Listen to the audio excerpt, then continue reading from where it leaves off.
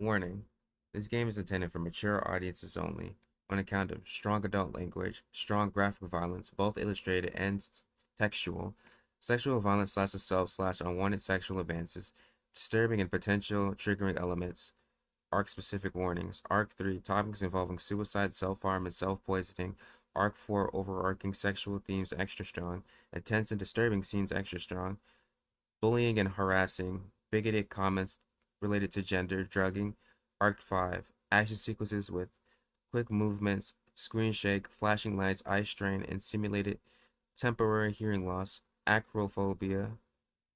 Brief mention of eating disorder topics, scenes revolving around childbirth and gender roles, moments of extra strong language and sexual refs, disturbing violence against an infant. For a more detailed breakdown of content warnings, please refer to the game page on itch.io.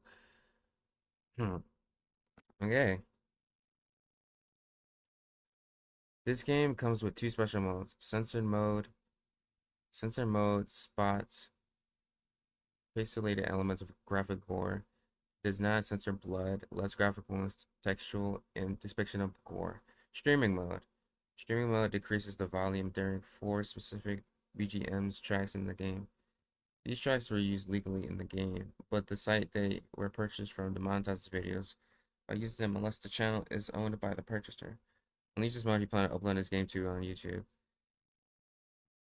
I mean, I, I mean, it's not like it really matters. I'm not really getting monetized for any of this anyways, because I haven't reached the requirements yet. Hold on, let me see. Do I need to tweak anything in here before we get a crack again?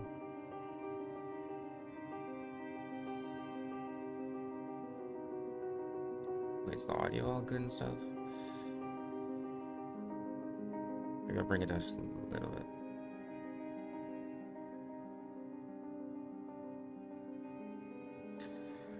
Alright. Hi Google. Robot here. Back with another game for the channel. This game is called Our Wonderland. I don't really know much about it. I just know that it is apparently a horror game. And apparently that this game gets really crazy. So we gonna see what they talking about. Those trigger warnings at the beginning though. Yeah, like I don't know. I don't know what we about to get into.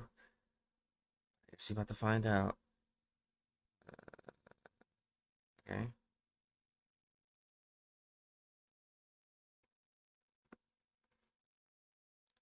I'm 11 years old the first time we entered Wonderland. August 3rd, 1998. Okay.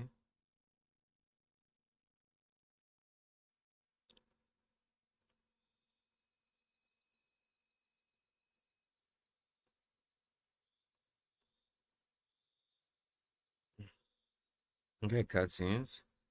Is is everyone ready? Seems like we've got everything, yeah? This is the biggest tree in the forest, so this part is important, or at least I think it is.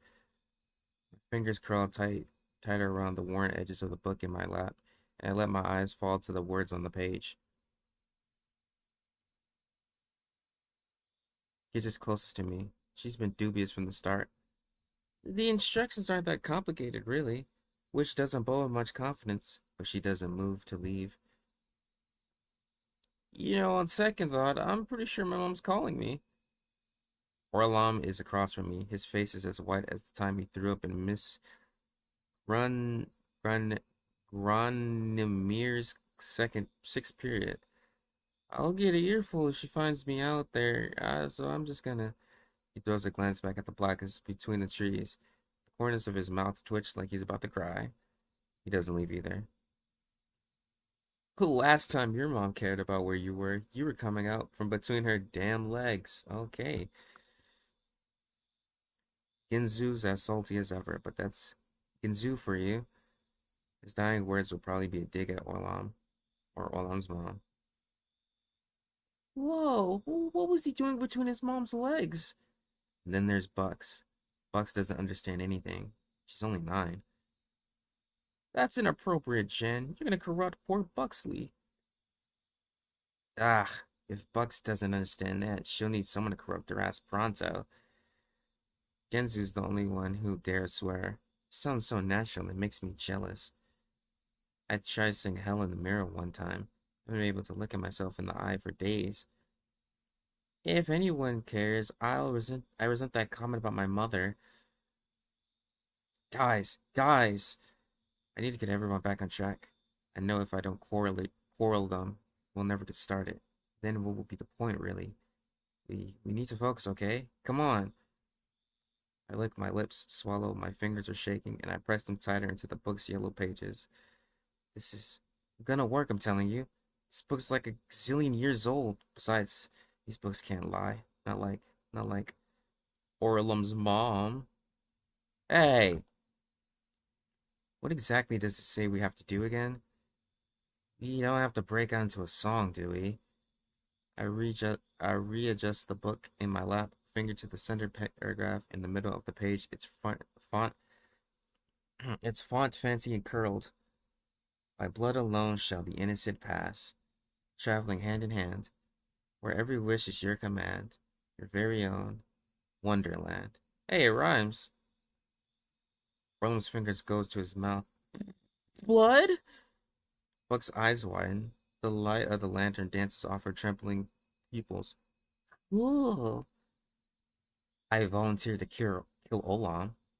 My eyebrow twitches. No one's gonna be killing anyone. Little from everyone should be fine. It only works on kids, so no adults allowed. Five of us grow quiet. Furtive glances from one to the next. She's just chewing on the inside of her cheek. Ginzu's brows are furrowed. Bugs has her little fists clenched in excitement. Olam looks about ready to piss himself. Crickets church from off in the darkness. Well, let's get on with it then. No point sitting here freezing our asses off. This is gonna be the hard part. I reach into my Stegosaurus backpack and pull out a small knife. I carefully secured it in the elastic pencil holder. The blade gleams in the light from the lantern. I got this from the drawer in my kitchen. Should do the trick. I can feel the collective gaze of the group on the knife. Have I mentioned that I don't really like this idea? Helm's fidgeting again. Ginzu, Ginzu rolls his eyes. Only about 100 times. Just make sure you clean it before your mom cooks with it again, okay? It's just a small knife. Type I see my mom used to cut apples, but the tip is plenty sharp. Oh, they're really going there with us, huh? This does not seem like a good idea. I bring the shiny point to the middle of my palm and press. It prickles. I pause, press my lips together, then pull it across my palm before I can stop to think about it. Ooh, I know that hurt. It slices through the skin like butter. Tears spring to my face, to my eyes. I want to swear to sound cool, but because honestly, if there has ever been a time to swear, it would have been right now. Blood that comes out, it's a pain squeak. When I blink my eyes and search through the watery veil, I see a mound of red forming across my palm. Iggy! Gizzy takes my hand. Her skin is warm against the growing chill creeping out from the soggy fissure. My fingers tremble. Yeah, Iggs, you animal. I blink and the salt water runs down my cheek. I force a smile. It doesn't hurt. You only need a little. That's what the nurse always tells me too. And she stabs me with her 6-inch needle of death. Orlon runs a hand through his sweaty hair again and again. We we all have to do it? I take my hand back from Gidget.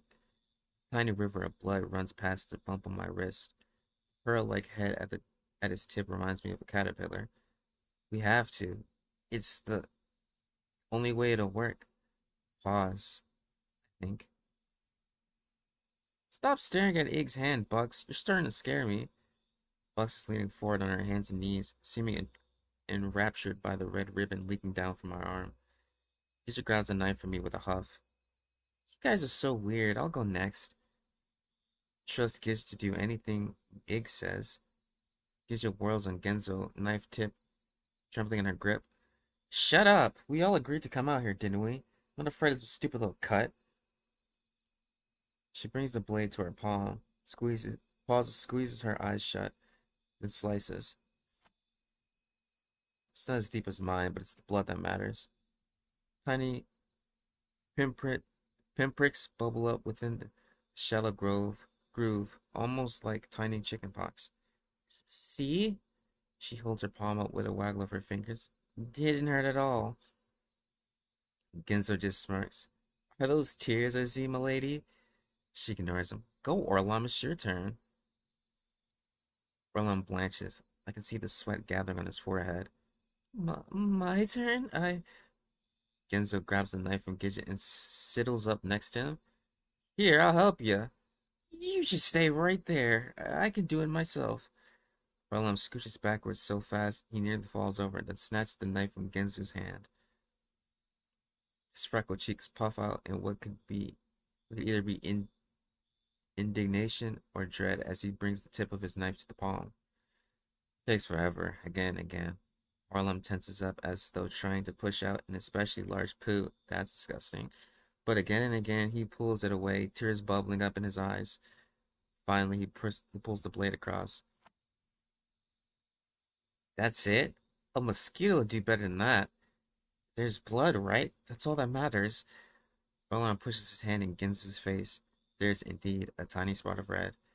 I cut in before things can veer even more off track. That should be fine. Thanks, Orlan. See? Orlan puffs up proudly. Gidget turns to Bucks, who's been watching the whole ordeal to go down in rapt silence. It's your turn, Buxley. Do you think you can do it? Bucks bobs her head, and when Orlan gives the knife, she gouges straight to her palm. Yo, where are the parents at in all this? Like, y'all are terrible parents. Like, y'all don't know y'all kids out here cutting themselves? Or what? What is this, like a ritual or something? Like, like what's up with y'all? Like, where the parents at? Buxley! God almighty, she's a monster. The sight makes me queasy. Bucks, you don't need that much. Bucks just grins. It doesn't hurt. Honest. She holds her hand up and we all back away. Ginzu grabs the knife from her. Give me that thing before you kill yourself. Without a second thought, he swipes it across his palm, forging a similar mote to mine. He eyes the growing trench curiously. The circle grows silent, each of us looking down at our sliced palms.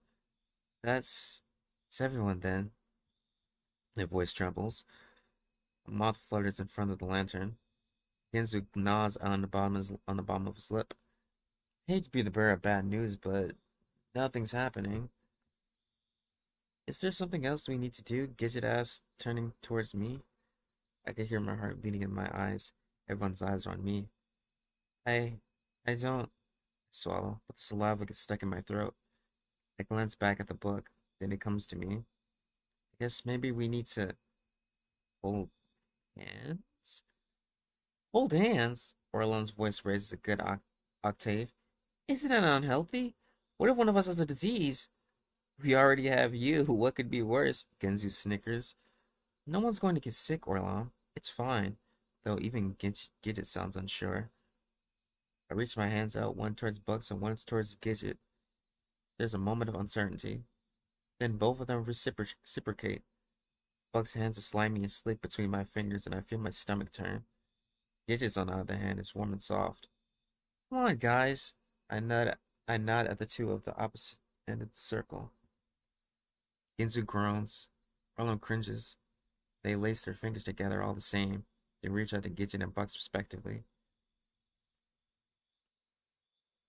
The silence returns. Another moth floats to and fro in front of the lantern.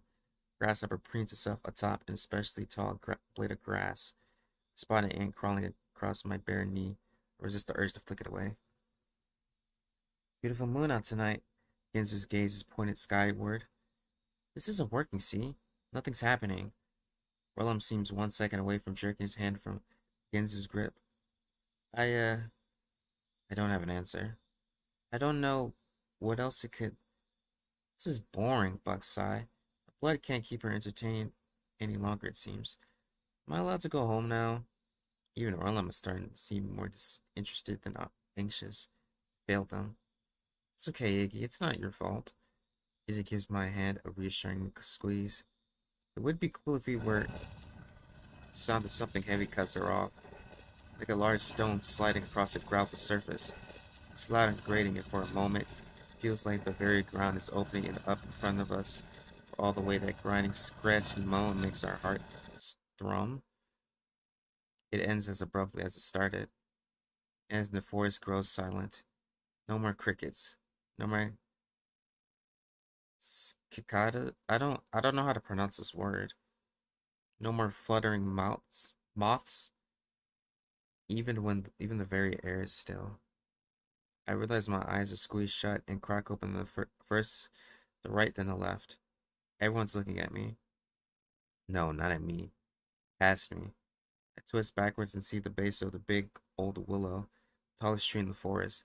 Its trunk like a massive boulder covered in twisty, gnarled roots. What are we looking at? Now with a very visible and very dark hole in the side.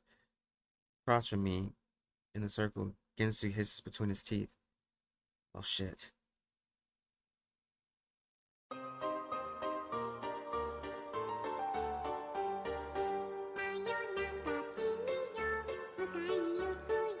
Okay, theme song.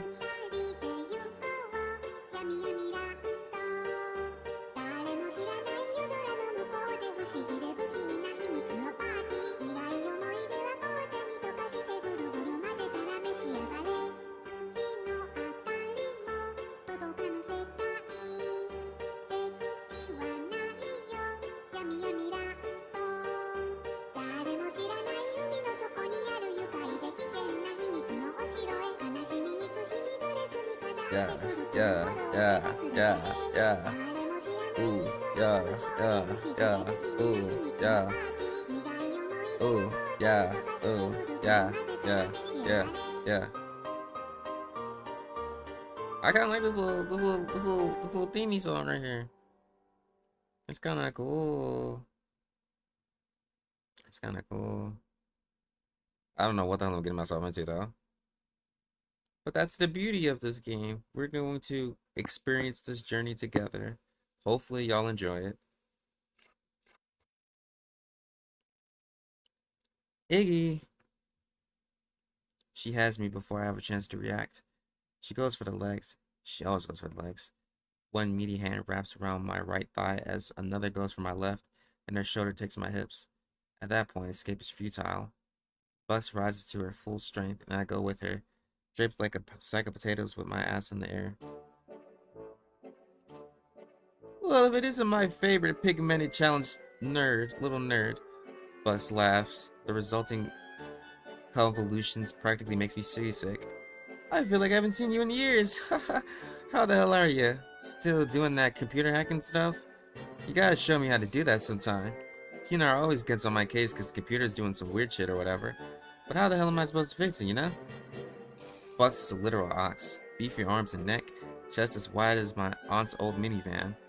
Even her laugh means business. Big and hearty and begunning up her from her words. Up from her lungs like a firework of sound. I'm great. She's great. I feel the blood rushing to my head. My nose is bumping against Buck's back somewhere just above the waistline.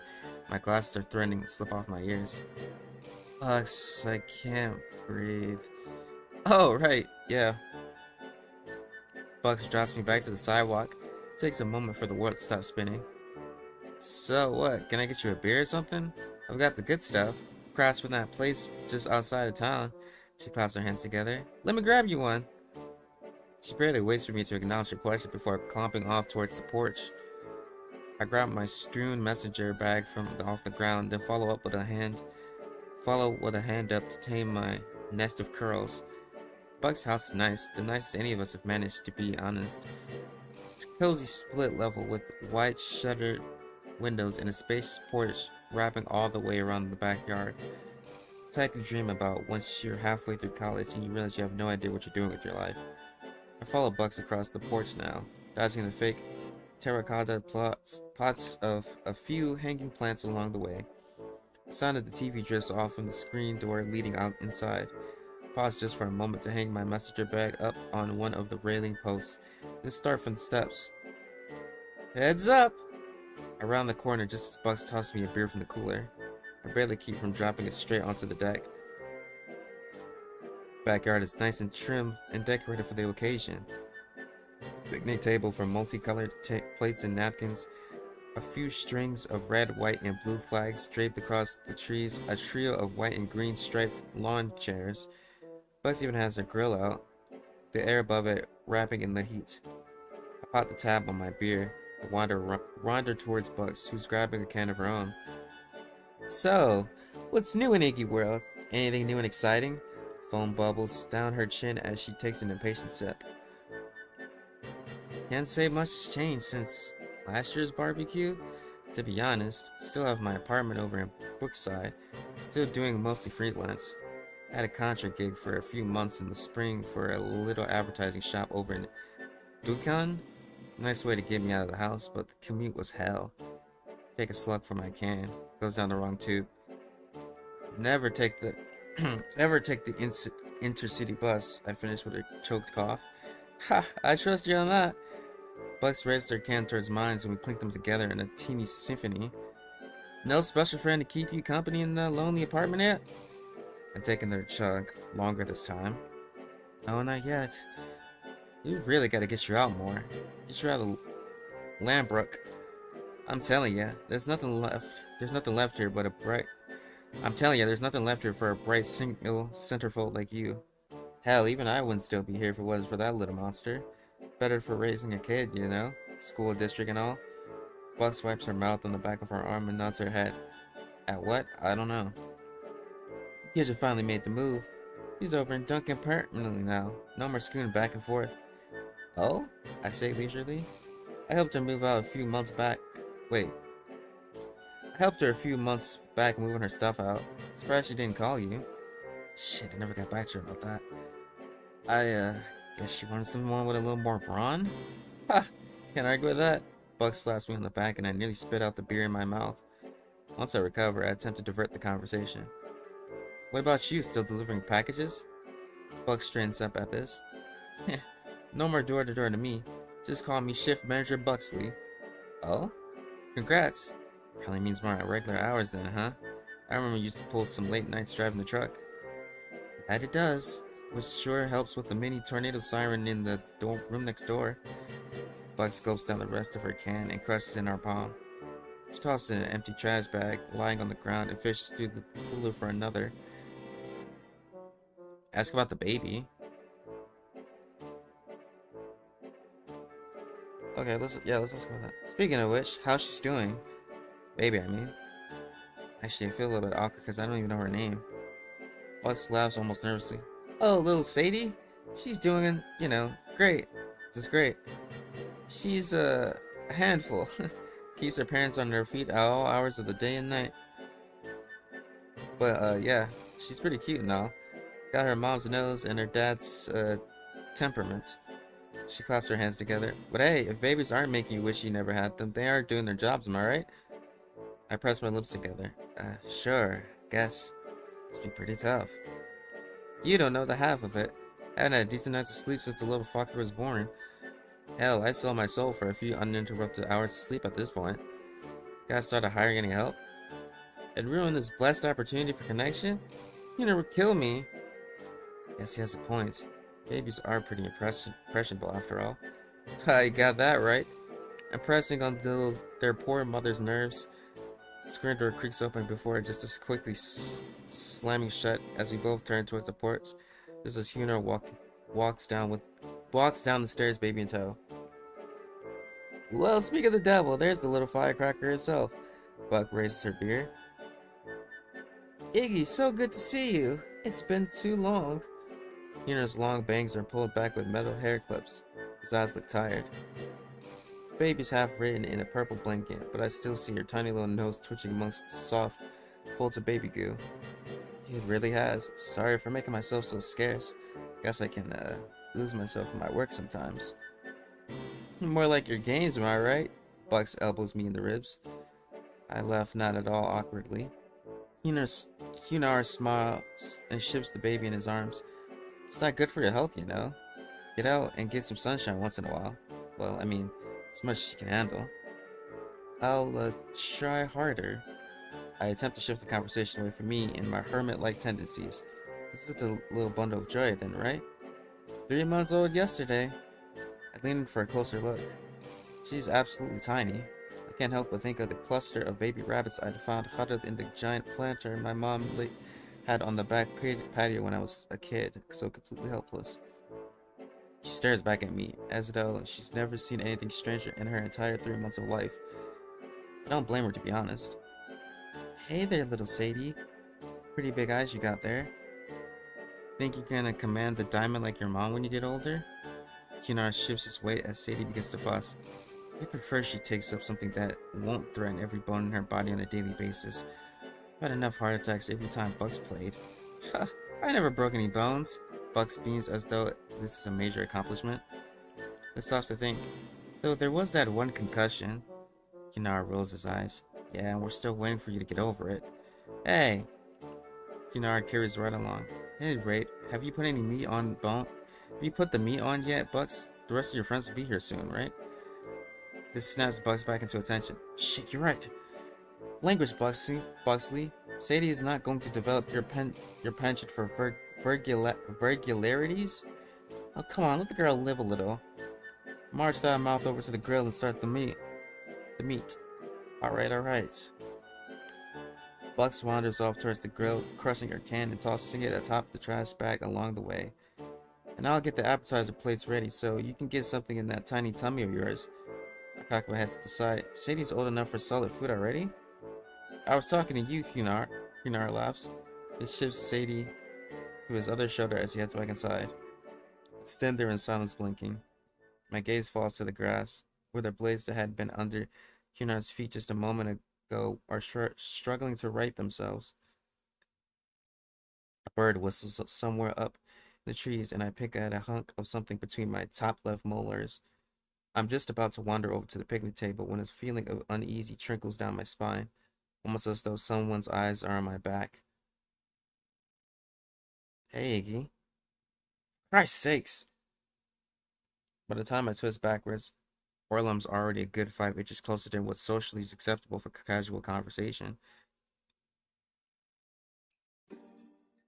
Hey, Orlum. I didn't hear you slither up.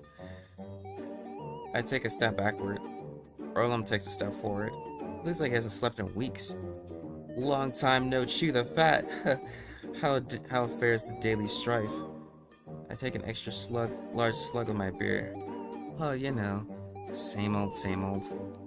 Still writing code for top secret government espionage projects, Mr. Hack and Slash? If by top secret government espionage project you mean new website for Ruckerman's this and that, then yes, that's exactly what I've been doing. This amuses him and he laughs. Orlum has the weirdest laugh. Like every syllable is perfectly enunciated with an identical gap between each. Have you ever wondered what he considers this and what he considers that? I shift my weight from left foot to my right, then back to my left. Surprising, the thought never crossed my mind. I always been more of a that guy myself, Orlum shrugs. Why have this when you can have that, am I right? But you know me, always on super lad of fringe society. Fringe is right. Glance back towards the house. Buck's still at the grill. Hunar is nowhere to be seen. I turn back. Somehow Orlum seems even closer. What about you? Still working at? Actually, I seriously have no idea what you're doing these days. Ellen and Alan. I do data entry at their branch in town. The baby powder guys? I show my bottom lip. I'm not just baby powder. We have all kinds of products for the squirmy little skin tags. Buck should be all over that. You gave her a discount? No. I blink. Bolam stares at me with that same off-kilter smile. Then continues. You wanna know the secret ingredient in our powder? What helps it give skin that extra soft sheen? I've sucked my entire bottom lip into my mouth by this point. I'm not sure I wanna know. Dead skin cells from real babies. What? Bro, that's disgusting. Let's laugh again. It's a joke. I figured with cheese. I prefer not to think about dead baby skin every time I walk by the baby aisle. Why the hell aren't Genzu and Gidget here yet?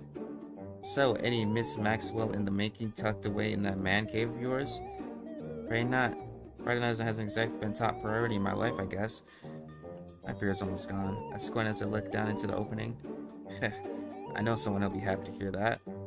This brings my head up. What's that supposed to mean? Nothing. Let's smile again. And every time, he laughs. Now you're just weirding me out. As per my usual strategy, I decided to turn the conversation away from myself.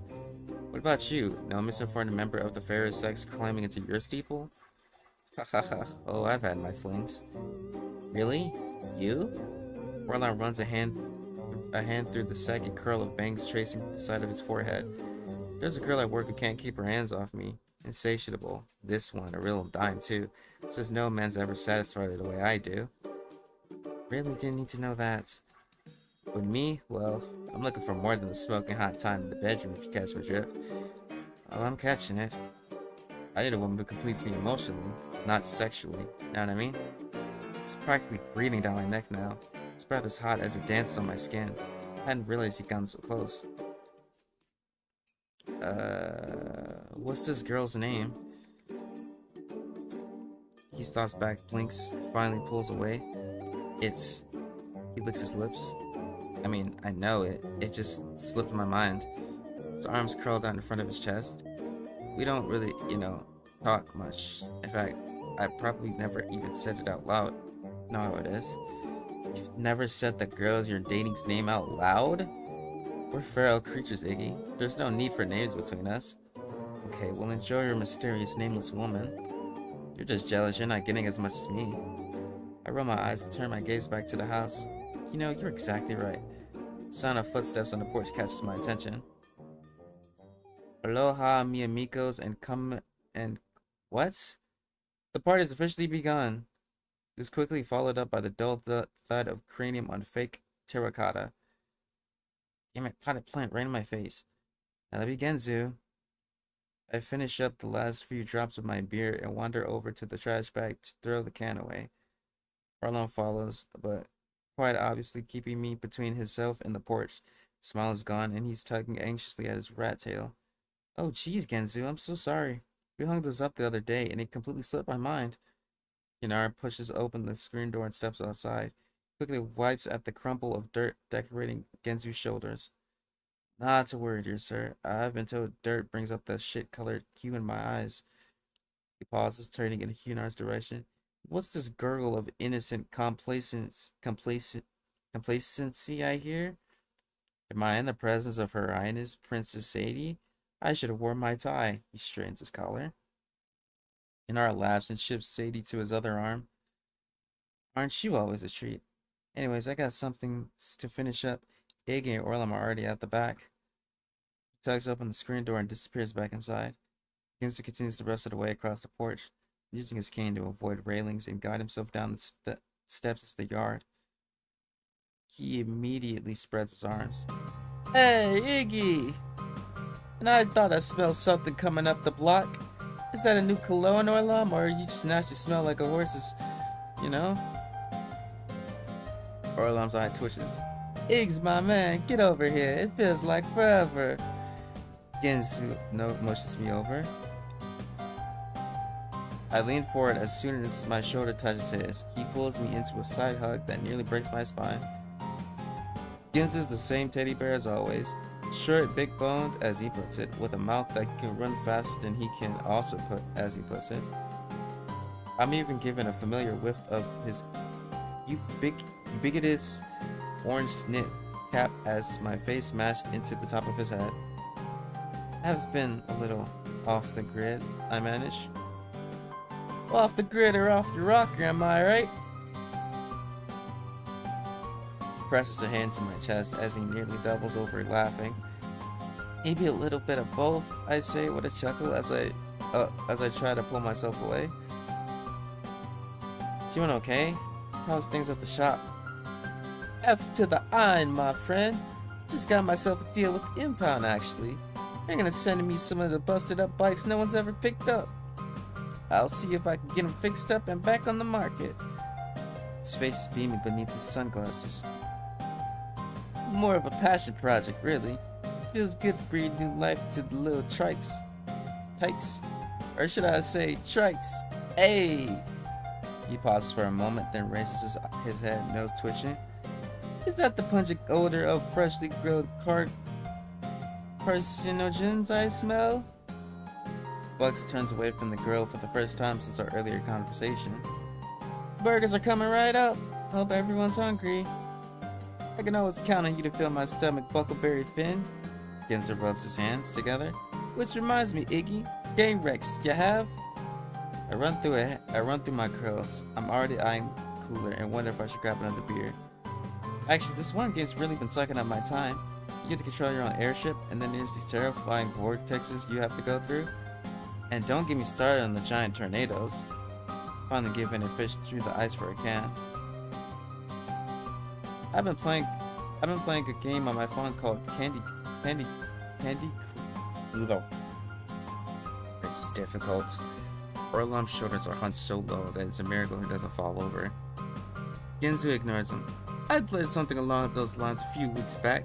I'm telling you, there's something about sweeping skies and swashbuckling heroes that's just... He brings his fist to his chest and shakes his head. Gets me right here. He glances in my direction at the sound of me popping the top of my beer. I know I tell you this every time, but you should really develop one of your own. You got enough crazy kernels up in that noggin of yours to develop your own library. Yeah, sure, sometime. The foam dribbles down my fingers, I shrug. Yeah, maybe, sometime. Yeesh, don't act like I'm asking you to donate to the blind bowling. The Blind Bowling Association is something. It was just an idea. Don't you want to end up like old data entry over here? He brings his hand to his mouth with an over-exaggerated cough. Orlon presses his lips together. I have a very important job, you know. Throws a glance at me, then twitches and jerks away. Yeah, you're going to be king in your next life too. Genzo clicks his tongue against his teeth. I'm telling you, Lambrook's a funny city. It has a way of glorifying the norm. It's stealing a sense of important, arrested self-appropriation.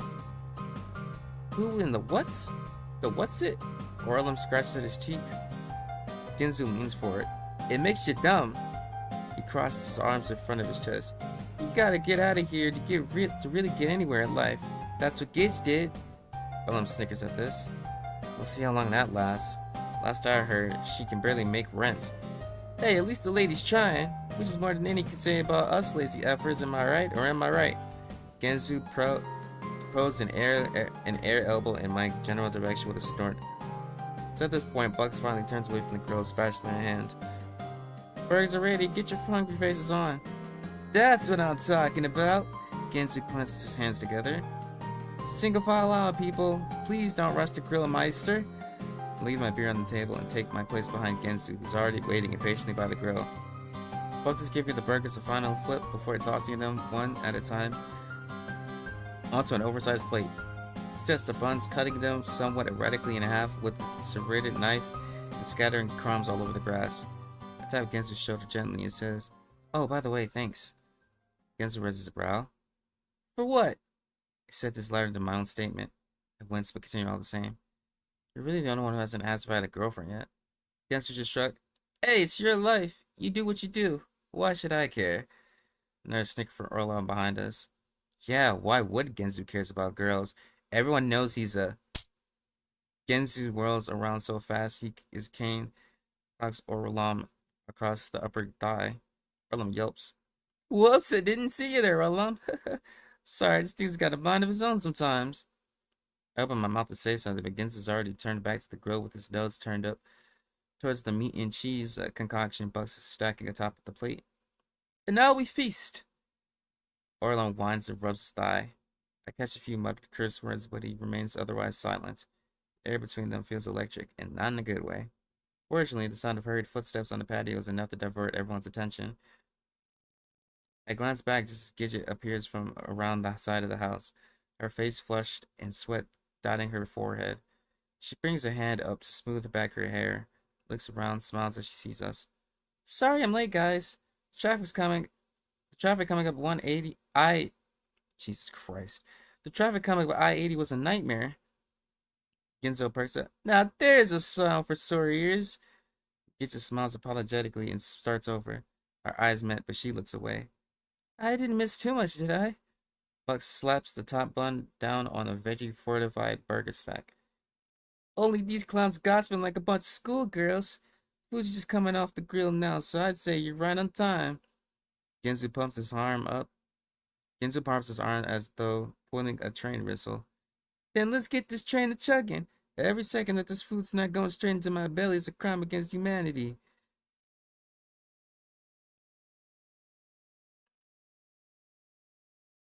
It's easy to forget about things in the presence of friends, and despite the fact that my reclusive urges continuously tug at me to escape back to the safe haven of my little apartment over in Brookside, I have a good time. This only happens once a year. I can handle it. Besides, despite some of their less desirable quirks, they're the only friends I got. Yeah, so I clink cans, gouge myself on burgers and chips and ice cream cake, break up near arguments between Genzu and Orlam, bounce Sadie on my knee, and generally act like a normal person that's not a complete and total mess of a human being. Once the sun set and Bugs lights the mosquito lanterns, he and I take Sadie back inside and we spend another hour reliving stories from high school. Then even Bugs heads in, and it's just the four of us lording around like Black Friday shoppers, 6 hours before the store opens. While I'm leaning back against the porch railing, looking up at the light-polluted sky. Jens is seated on the porch steps, pressing a lighter to the cigarette between his lips. Gidget? Well, Gidget's looking portingly at me from the other side of the picnic table.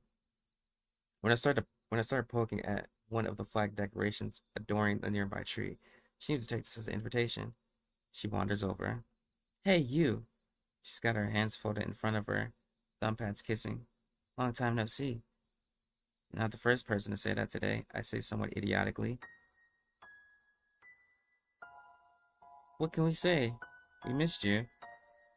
She smiles. It's really nice to see you again. I spy a lightning bug flickering on and off by one of the lawn chairs. He'll be gone in a few weeks. Hibernating, I guess. Do lightning bugs hibernate? When I don't say anything, Gidget continues. I moved, you know. Yeah, that's what Buck said. Then comes the shame. Sorry, I was a bit of a no-show. She shakes her head. It's okay. You were busy, I'm sure. I'm not sure what else to say. So, how's Dukan? Probably a lot more going on than down here. It's definitely a lot. How should I put it? Livelier? He just laughs as always at this F effervescent effervescent all these damn big words. This very interesting quality to it. I remember Olam's comment from earlier. And you're doing fine? Money wise and all that? I'm working part time as a waitress between gigs. It's enough to get by. And the gigs? Because that's the real question of the hour. Another laugh, but slightly less bubbly. Those are, well, they're starting to happen. Trying to get an agent. Been reaching out to a few places in Dukan. Just the occasional outreach on my own isn't getting me much, you know? Then again, I never been all that great at marketing myself. An agent will, what, get you more photo ops? I'm not sure myself. Basically, they'll be my marketing person. Look for shoots that suit me, get my name out there. She pushes a lock of hair behind her ear and lets her gaze fall. Scratching my bare arm. It's growing chillier. The cicadas are out something awful too. I realize I should probably say something. Sure things is alright? If she doesn't say anymore, I bite the bullet and ask, You sure things are okay? She gets that look. That look like she can't believe I just asked that. Her right eyebrow goes up while the left goes down. She grins just a little bit too widely. Of course. Why do you ask? I don't know, it just seems like you're trying to do a whole lot. Out. It just seems like you're trying to do a whole lot all on your own out there. Wanted to make sure you were staying above water. Glance over at Gensu on the stairs. Cigarette smoke is swirling above his head. Maybe it's because you're the only one of us who left Lambrook. This feels like you're light years ahead away somehow.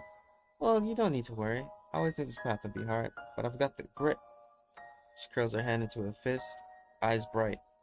Besides, I got my own personal cheerleader. How could I go wrong? It surprised me. Oh? Who? She smiles, laughs, starts playing with her hands. You, of course. I blink. Oh, right, sure.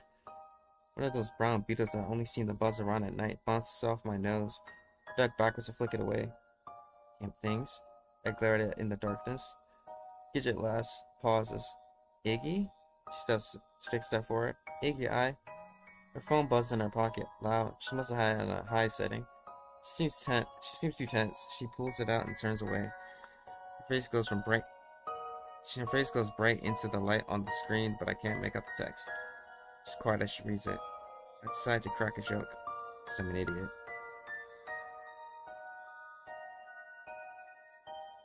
We'll go with this one. A new agent? Gidget's face goes dark. It's nothing. She laughs, but it's obviously forced. Doesn't seem like nothing. You just got all weird. Sorry, I guess I've just been a little stressed lately. I felt like I really nailed this audition last week, but just got an update about it. And I didn't even get a call back. Oh, sorry, that sucks. It's fine. Another forced laugh. There'll be more, right? Of course, yeah. Plenty more. Plenty more. Hey, you okay? I'm fine. I should go. I'm sorry. I'll talk to you soon. She walks off without another word, grabbing her bag from the picnic table and making a beeline for the porch. Genzo looks up in confusion as she rushes by. Fuck. Clearly I didn't do anything right. I can't do anything right. I shuffle my feet wordlessly in the grass, then wander towards the stairs. Genzo pushes himself to his feet at the sound of my approach, waggling a cigarette up and down across his teeth. She left in a hurry. What happened? I run a hand through my hair. Bad news. Poor gal. She's been really trying, you know. But life has a way of punching you in the face, repeatedly, with a crowbar. Think she'll be okay? He purses his lips, taps the ash off a cigarette. She's strong enough to stand on her own 2 feet. If she's anything like me, she'll have a good cry tonight, then feel better in the morning.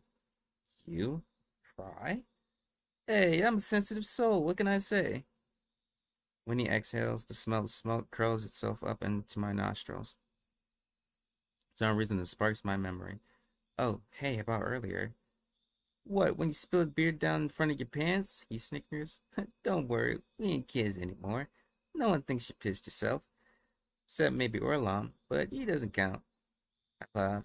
The sound carries me to the next sentence. No, I mean, what Orlam said. The joke you made about the dead baby skin cells? Yeah, set off my creepo dart too.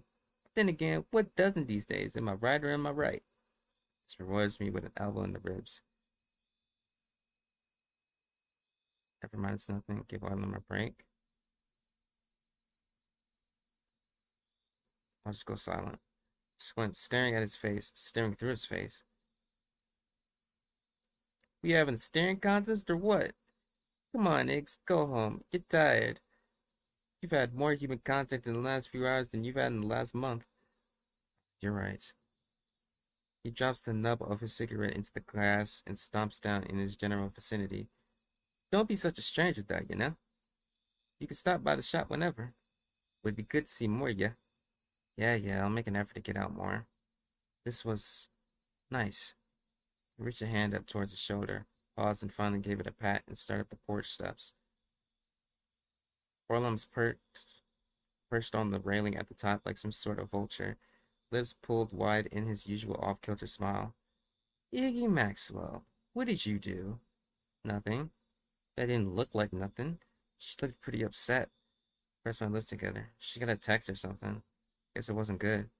You didn't console her? What a waste. I suppose it leaves it up to me to be her knight in shining armor.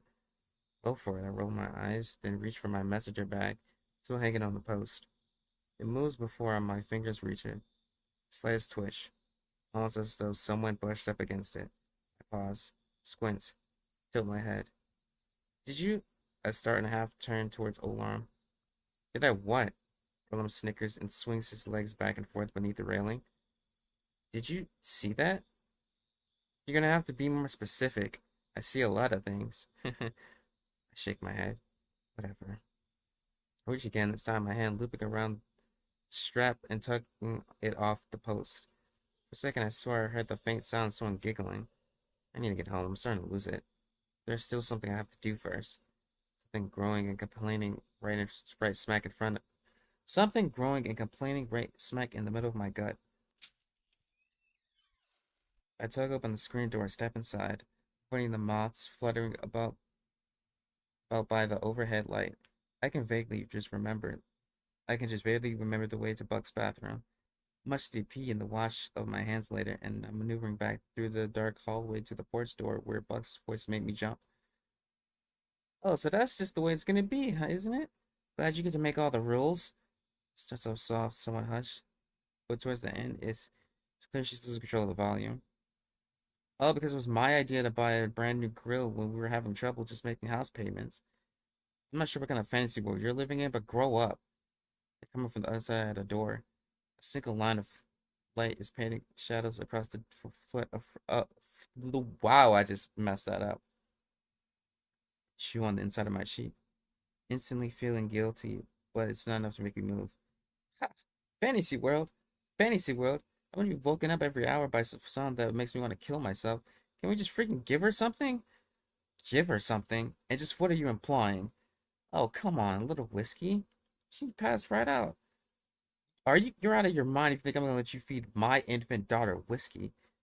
Oh, your infant daughter. Is it? And when am I, the freaking surrogate? Might as well be for how much you seem to care about her. This was the first time you were even around her for dinner all week. It was only because your friends were here. Who the hell cares? It's not like she's gonna remember any of this. I care, Buxley. I'm not raising this baby myself.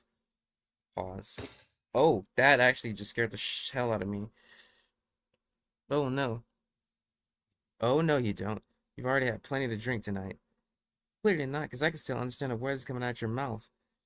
Buxley Krills, do not walk out of this room while I'm talking to you. Footsteps getting closer. My heart leaps up somewhere in the vicinity of my voice box, and I hot-footed the rest of the way to the screen door, barely making it outside before I heard dirt inside get shoved open. It takes a moment for the tension in my shoulders to release, and even then I could still hear my heart in my ears. Letting out the breath I hadn't even realized I'd been holding. Glanced up and see Orlum still on the railing and that smile still on his face. Little old, little olds be scared of the dark, aren't we? He laughs at his own joke. Every syllable is perfectly enunciated with an identical gap between each.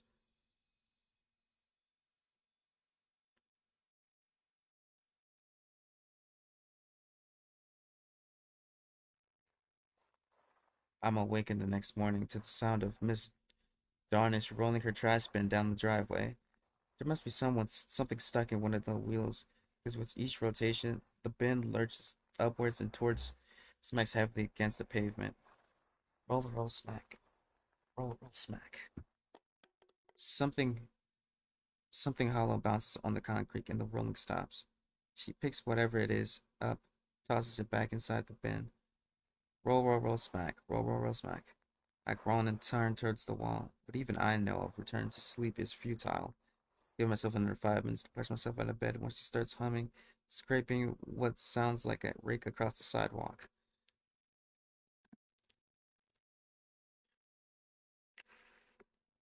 The press of a button, I start the heavily pro- pulsations of my caffeine juice.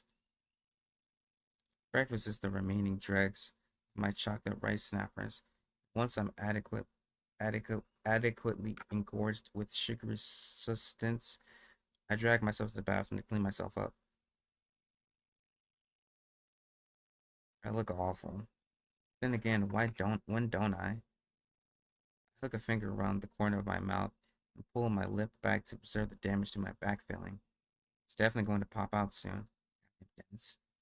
It, of course, has nothing to do with the fact that I haven't got my wisdom tooth out despite the constant recommendations, but it's time for that. Let my lip flop back into place and take my tooth with the toothbrush.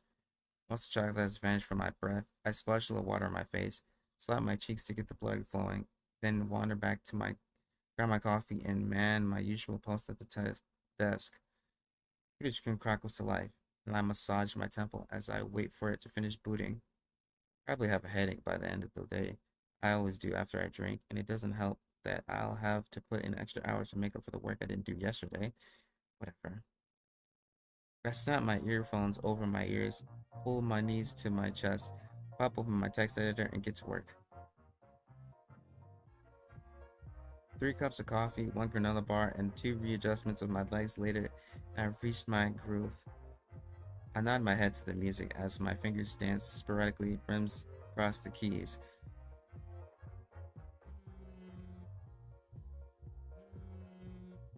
I'm so focused I didn't even notice my phone buzzing until it was time to switch over to voicemail. The green phone icon catches my eye, and I instinctively snap my hand towards it, only for the tips of my knuckles to grave the handle of my coffee cup, sending it in the last few sips of my cold coffee towards the carpet. Every nerve in my body reacts at once. I leap up from my chair to grab it, only to jerk my headphone cord out of its jack and promptly blast dance-worthy beats of my electro swing through the entire apartment. This about sends my heart into overdrive, and with a panic twist, I reach back for who knows what at this point. My flying hand hits the back of the chair, and my feet press up beneath me, and we both go down. My head hits the soggy carpet just as my phone gives one last zealous buzz, vibrating itself straight off the desk and onto my chest. I pick it up just as it beeps to tell me that I have a new message. Sakes. Oh. I didn't even mean to push this, but I'll save. What was that? Okay, that was right click. Okay, I got you. I'm 3 heart attacks past giving a damn at this point, but the name of the caller ID says it's Hunar, and given that I don't think he's ever called me before, I know it must be important. I click the music off and jab the redial button, balancing the phone between my ears and shoulder as I set to blotting the carpet with paper towel wads. The phone rings twice, then connects. Hey, sorry I missed your call. What's up? Paper towels are soaked by this point. The sound that comes through the receiver is what I expected. Sobs. Hurried sniffles. A cough. He's crying. Iggy. Pause in my carpet cleaning administrations. What's wrong? It's Bucks. She's gone. I don't know where or what. Hiccup. What happened? I just woke up this morning and she was gone. There was no note, nothing. This starts a fresh wave of sobs. Iggy, she took Sadie. Both of them, they're gone. I've called and I've called and I've called. I silently fall back onto my rear end, forgetting all about the coffee. Sure she didn't say anything last night? Or what about an appointment? Anything in the calendar? Maybe you just forgot. His voice shakes. There's nothing. I would have known. And besides, the car is still in the garage. He pauses and I can hear him swallow. Iggy, I'm scared. You haven't heard from her, have you? Did she say anything last night? Anything strange? I run a hand through my hair. I haven't heard from her since last night. She seemed normal, I guess. I don't know, nothing stood out to me. Except for the fight, but what would be the point of mentioning that? I already reached out to everyone else. No one's heard from her. He sniffs. It's been hours now. I don't know what to do. Damn. Keep trying her. It's probably just, Bucks. Probably just forgot to tell you about it or something. Or hey, maybe she wanted to surprise you, or I don't know. Whatever it is, I'm sure there's a perfectly reasonable explanation for this. Just sniff. The line is quiet for a moment. Then soft as a whisper. Yeah. They'll be fine, okay? Just keep trying her. Yeah. The line goes dead. I blink. Yanar? There's no response. Must have hung up. I hold my phone out as though it may contain some sort of answer, but my only reward is the colorful laser light show that's the default wallpaper I never changed. Damn it, Bucks. I sighed, tossed the phone back on the desk, then sat back to the waterlogged carpet. Even back in high school, Bucks had been known to throw a temper tantrum, ugh. So it honestly wouldn't surprise me if that's what's going on right now. But she's a freaking adult. What Lunar said last night is true. She needs to grow up. I look down at the sand on my carpet, at my messy desk, at the laundry strewn on the floor. my bowl on the counter, with the milky cereal remnants still stuck on the inside. So I'm not the perfect example of adulthood, but at least the only victim is myself. Plus, there's people that depend on her and need her. I carry the soggy paper wads to the trash can and drop them on top of yesterday's empty fruit snack box. Coffee dribbles across the mouths of the sharks decorating its front like the blood on their latest kill. Not about to let this incident distract me from my work any longer. I migrate back to the desk, snap my headphones back into place. There's still work to do. One last glance at my sunlit phone, I give my cheeks a slap and just dive back into the function I had been three-fourths of the way through finishing. Time to focus.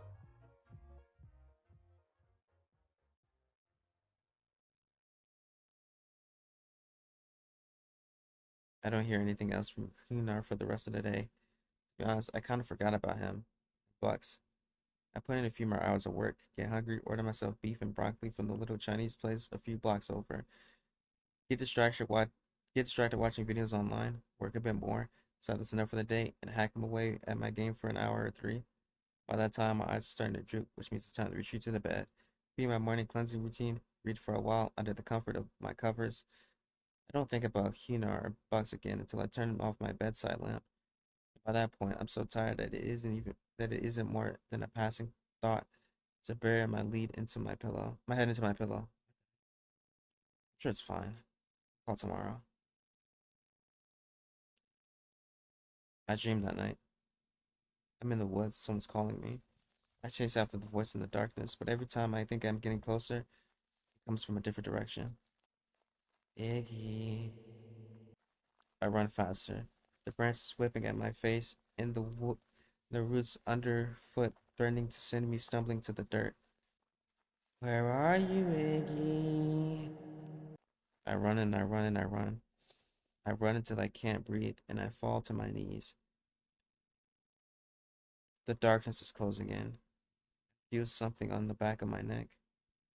Iggy.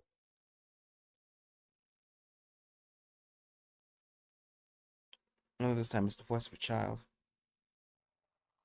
Please kill me, Iggy. I gasp and sit up. Only now I'm back in my bed and the sun is reflecting off the window straight into my eyes. Grown. My heart's still thumping away. Thun, thun, heart still thudding away inside my chest. I wait a few minutes for my sense of reality to return before shaking my head and climbing out of the bed. It's late. Far later than I usually wake up. And as I'm taking my first sip of coffee, I remember Hunar. Word bubbles up somewhere around my diaphragm. I should call. His number is still the last one of my recent calls. And it only takes a second before the phone is ringing, but it cuts to voicemail at the fifth ring. Damn. A gnaw at the inside of my cheek. The bubbles of worry are starting to turn into a froth. Maybe I try someone else? Pull up my contacts. Who should I call? Oh, we're gonna make a decision?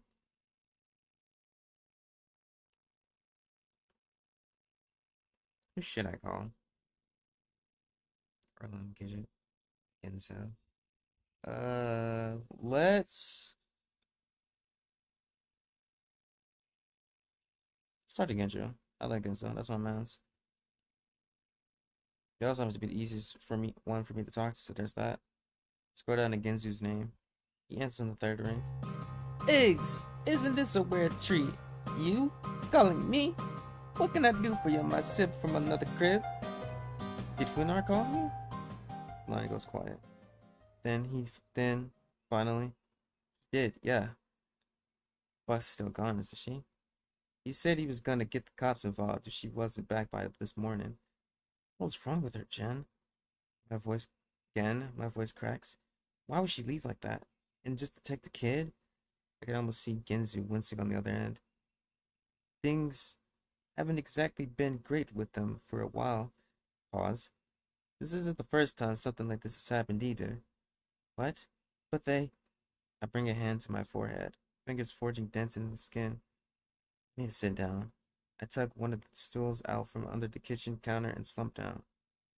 Why haven't I heard about this?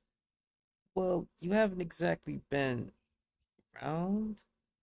This gives me a pause. As much as I hate to admit it, it's true. I rub my tongue against the back of my top teeth. How? How long has this been going on?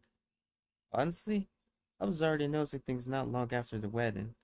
They've been getting worse recently. I suppose because of the baby. I rest my elbows on the counter, hand going to my hair. Wedding. I remember the wedding. All too well, actually. Flashback time? I can't do it, Iggy. I just can't. What do you mean you can't? You love him, don't you? Yes, of course. I mean, I think I do. But it's like, is this what I want? What if it isn't? My parents are the one always pushing me to get married. Sin against Jesus and all that if I don't, you know? Yeah. I don't think I've ever been this scared before. I'd found Bugs hiding in one of the stalls in the bathroom. I thought it'd been hilarious if Bugs wore a suit and Hunar wore a dress. Reminded them of their first school dance or something. Not that I would know. I'd never been to any of the dances. At any rate, she'd been wearing this classy suit, decked out to the nines, hair slicked back. Though when I found her, it had been a different story. Bow tied rustled loose, button popped, color amused. Her knee. Her knee had been bouncing like a freaking grasshopper. But you already said yes. Now everyone's families are waiting out there. Waiting for you. You know what it would do to him? Bucks wipes at her forehead. But what if I'm not the woman he thinks I am? What if I'm not cut out for this? I mean, you know me. I'm not freaking wife material. I'm a free spirit. I roll my eyes. Free spirit my ass. Bucks, you've talked about wanting a family since high school. Only 'cause that's what I thought I wanted. Because that's what my parents always told me I had to do, but maybe that's not who I really am. Why do I end up breaking his heart? You don't break his heart if you don't go out there and say I do, Bucks. God, the way he lights up whenever he looks at you. You're his whole world. Have been since high school. And all of us. We all know it. I've been a little jealous too, to be honest. I mean, how often do you find someone that loves you that much? Yeah, I guess. Bucks stands up. Walks over to the mirror. I can see beads of sweat all across her neck. Hunar needs you, Bucks. And you need him. If you don't go out there today, you're gonna regret it for the rest of your life. Yeah, you're right. She brings her hands to her head. You're right. Then to her collar. I just got a little claustrophobic earlier. She gestures to the loose ends of her bow tie. Now it's all effed. She starts tugging at her collar, amusing the already wrinkled fabric even more. Hey, stop it. I grab her hands. Don't worry. I got it. I smooth over her collar and get to work on the tie. Thanks, Iggy. Hey, what are friends for, huh?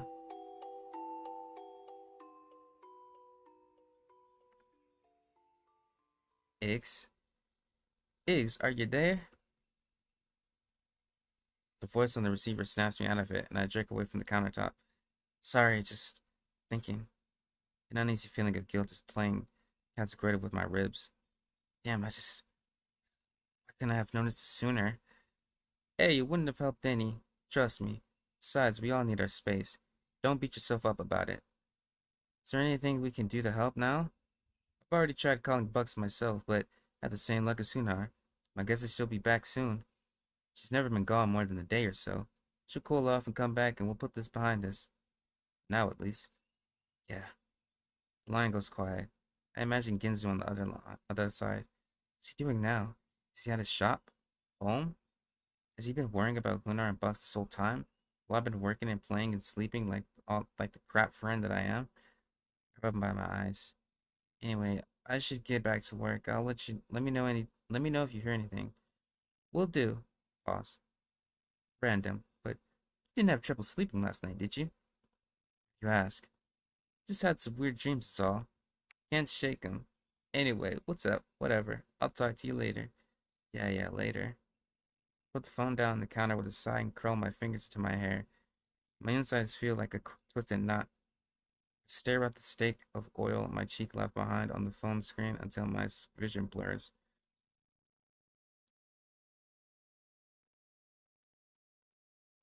I try to focus, to concentrate on my work. That fails.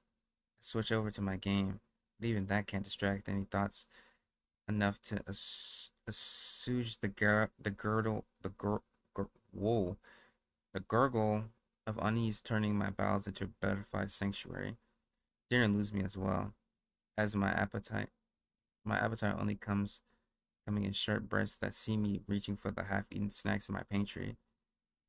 I don't care for Puna the rest of the day, nor Bugs, nor Genzu, or anyone for that matter.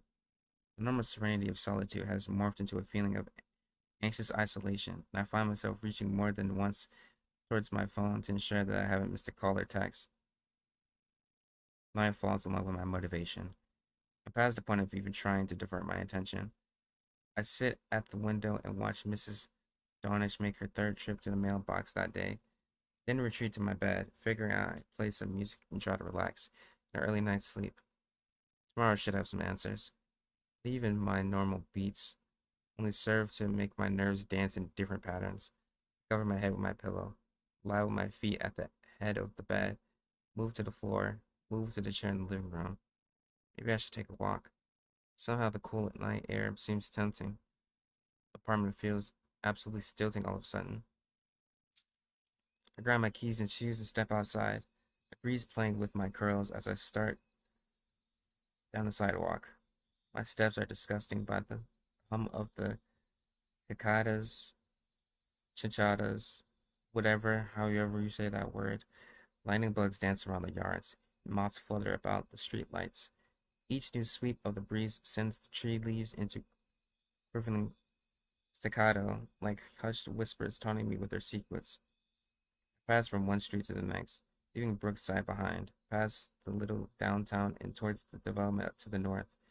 Fewer houses here, closer to my folks' old home, just south of the outcropping of woods that somehow hasn't been built over even after all these years. My palm tingles. A pinprick like scratching that jumps up from one nerve ending to the next makes my fingers twitch. I curl my arms around my chest in an effort to dull the growing spark. Why did I walk all the way out here? A quick lap around the block would have sufficed, but no. I had to come here. Stop in the middle of the sidewalk. There's a gate between the house, an empty lot of grass, tufts, and dandelions. My gaze goes towards the shadow of the woods beyond. It's quiet still. There aren't even any lightning bugs anymore. My feet turn towards the lot before I can stop them. Soon, I'm tromping across the uneven track. I stop at the threshold between light and dark, one hand up to trace the bark of the nearest tree. What am I doing? My whole arm is throbbing now, as though 1,000 tiny insects are biting and jabbing and gnawing at the skin. I glance back at the lot and the sidewalk and the street lights in the distance, at the neighboring houses with their darkened windows. Then return my gaze to the shadow between the trees, a lilting wisp of wind curling around my ankles and trouncing the leaves underfoot. Take a step forward. A branch snaps not more than a few feet away. My heart leaps into my throat, and I throw my arms up with a squawk. Who's there? Crabs in a handbasket. About scared the bejesus out of me. Wait, is that you? I lower my arms, then squint as a shadow moves away from a nearby tree. What are you doing out here? Could ask you the same thing. Scratched the back of my neck all of a sudden, feeling terribly awkward.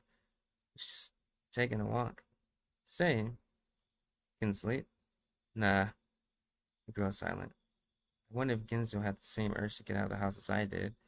So, I heard is finally starting to calm. Yeah? You were going there, weren't you? I guess.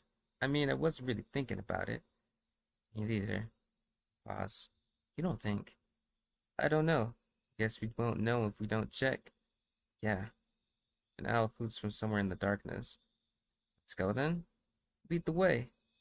Throw a final glance at the black void between the trees, then step inside. The air instantly cools. It's a damp chill, the kind that sticks to your skin and weighs down on your chest.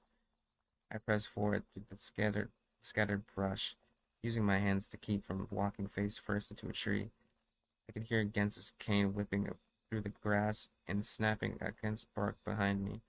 It's eerie the way that my body remembers which direction to go, even after this long, even in this pitch black nothingness, though perhaps it's not memory at all. Memory wouldn't tug at my arm. Memory wouldn't tweak the direction of my toes with every step, leading me further and further into the spongy blackness where all I can hear is my own heartbeat echoing off my ribcage. I reach forward, seeking out the bark of the next tree. Only this time, when my fingers touch the jagged edges, it sends a spark all the way up to my arm and into the back of my throat. I stop. Ginzu's cane whaps against my ankles. He stops too. Yeah? Yeah. Answer before I even have a chance to check, because I know. How could I not? The biggest tree in the forest. Its base like a giant boulder, choked with winding roots. I let my fingers trace across its surface as I circle around, careful not to trip on the gnarled outgrowths. Halfway around, my hand hits air. I come to a halt. Familiar edges are there, the rounded gape in the side, the hollow echo of stagnant air, the far off scent of something sweet. It's open. Take a step back and hear Genzu approach. Jesus. My whole body is crackling with energy now. Even the breeze seems to have shifted.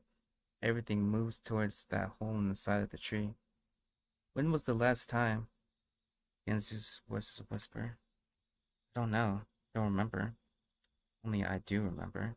It's been 16, and I'd been 16 and had gone in another fight with my parents, and I'd run out to the house, run to the woods.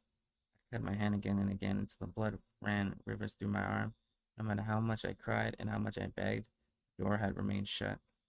It had already closed for me. Now it's open again, waiting, waiting for us. I throw a glance at Genzu. I can just make him out through the darkness. He's got a hand curled up under his hat, nails scratching at his scalp. Some part of me always thought it was a dream, he said softly. Like, you know how you always look back on the good old days, wish you could go back to simpler times? But actually those times suck just as much as they do now. Something my brain made up to torture the current me. Probably didn't help that we never talked about it after it closed. Elephant in the room and all that. Until we forgot to even forget. But then you don't want to be the one to bring it up in case someone says you're crazy. Both staring at us, somehow even darker and even inkier than the surrounding shadow, a void within a void. But it was real, all of it. I finally whisper. Jesus, Ginzu says again. Just for a moment, I'm back in that circle. Look in my lap. Ginzu, Gidget, Orlam, and Bucks all staring at me. Wonderland had welcomed us. Well, just for us, where all our dreams could come true. But we're no longer kids. I lick my lips, scratch my arm. Something feels wrong. Should we go in? My voice hitches. Even my vocal cords have reverted back to my prepubescent days. Somehow I feel like we don't have much of a choice. I move forward towards the hole, popping a squat amongst the weeds. There's that scent again. Soft, sweet, like the tempting aura of a candy store. Curls up inside my nostrils. I grab the rounded edges and peek inside, leaning forward on my toes. We're sure it's not just some kind of possum hole? Wouldn't that be Hitler? Ginzu from behind. Can't tell if he's joking. Turn my head to look back, but whack my forehead on the top edge and lose my balance. I land with a bruise-inducing thud on my shins and let out a string of four-letter words. Just for a moment. I'm teeter-totter, swaying back and forth atop of the bottom edge. Then my forward weight wins, and I tilt further, further, and topple straight into the hole.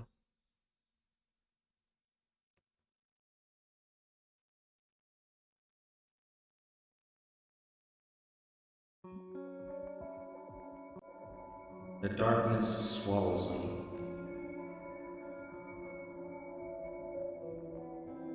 I'm falling. Wind whips my hair, my shirt summoning water to my eyes. My stomach feels like it's being sucked up straight into my bowels. On and on and on and on again.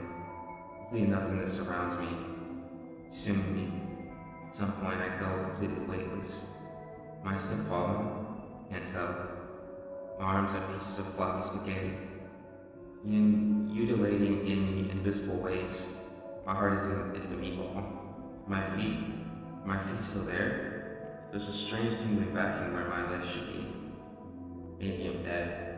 Maybe that really was possible, and I just fell smack into the bottom and hit my head, and now I'm in a coma. Something presses against my chest.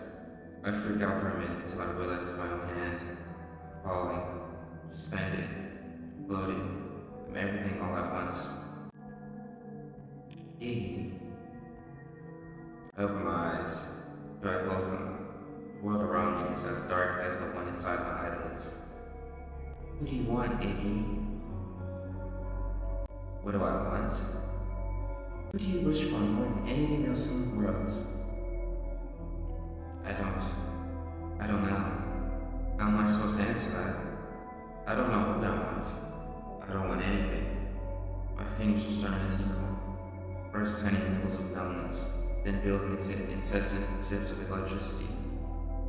Up my arms they go, growing and growing into my chest, into my stomach, shooting down into my legs. And loud, so loud I can't hear, can't think. Just when I think I can't take it anymore. My mind goes blank.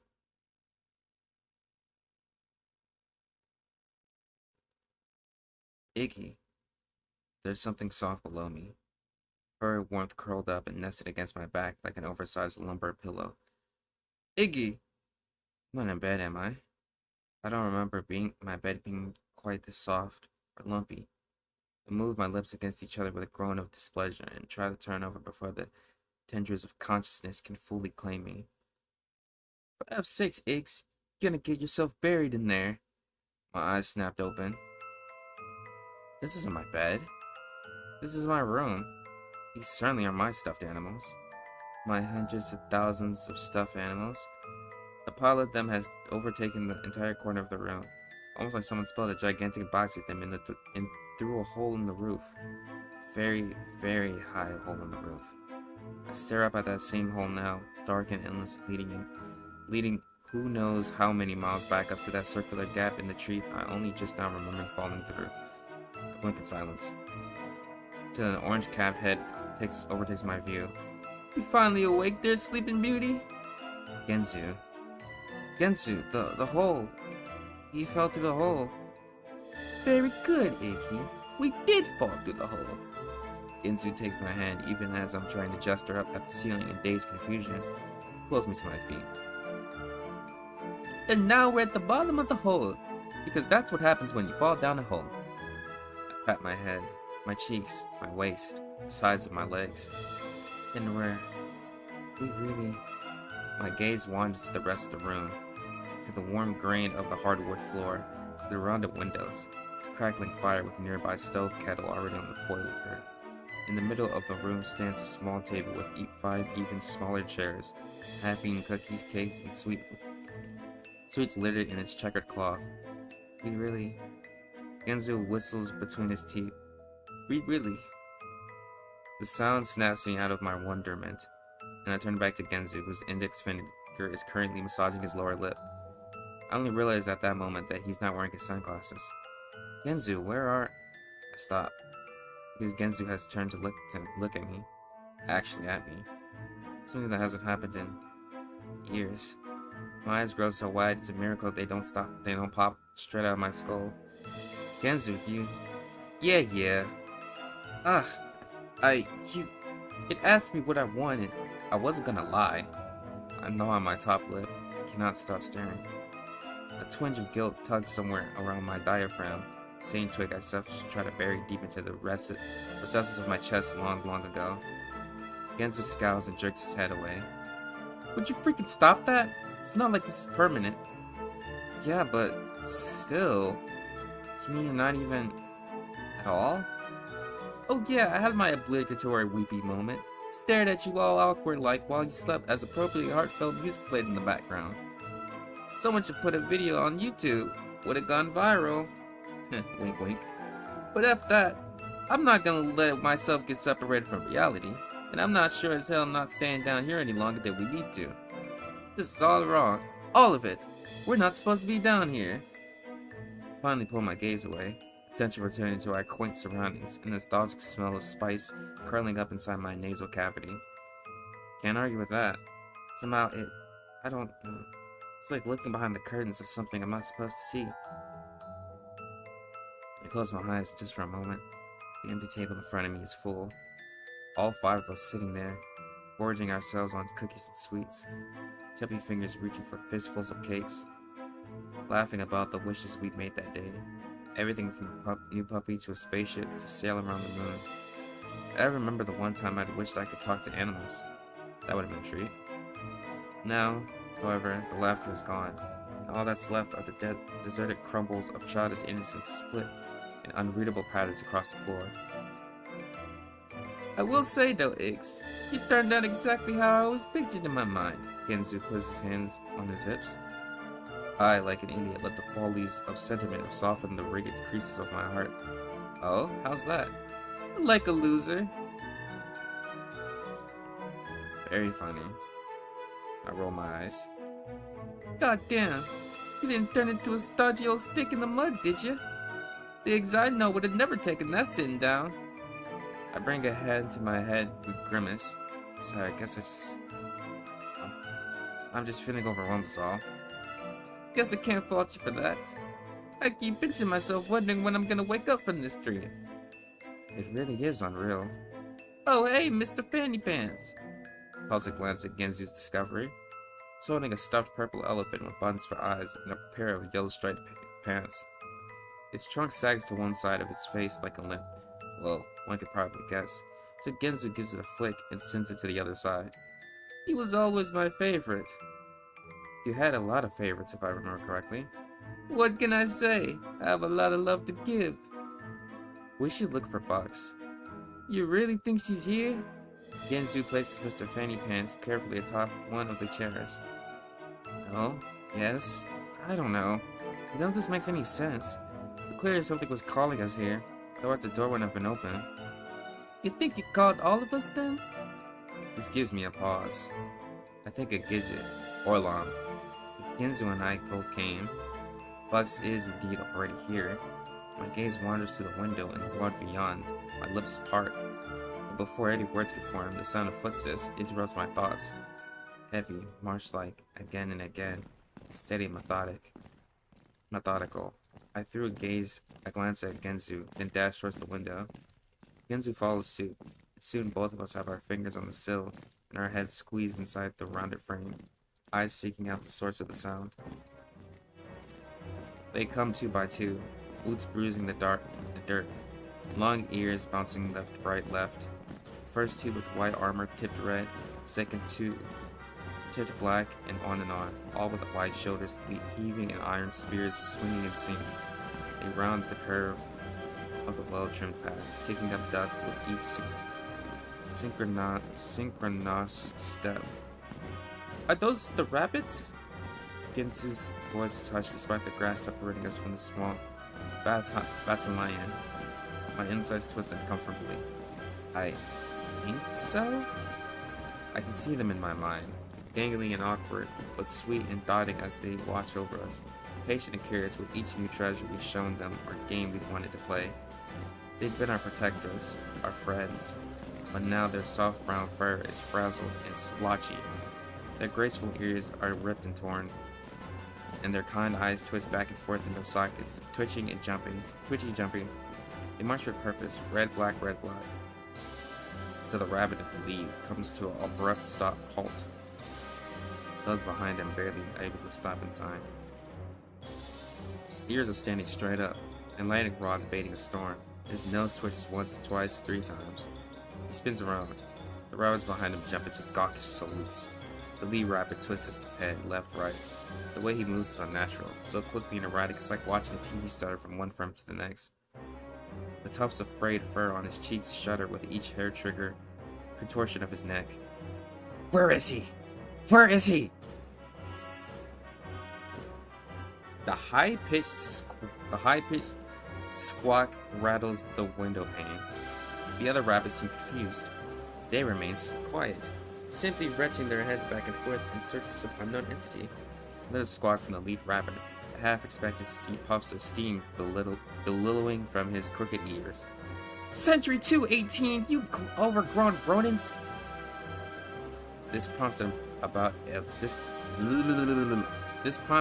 phase from the soldiers in the battalion, who quickly spins on their heels to face the single rabbit at the back, the only one without a partner. The rabbit in question flinches steps back.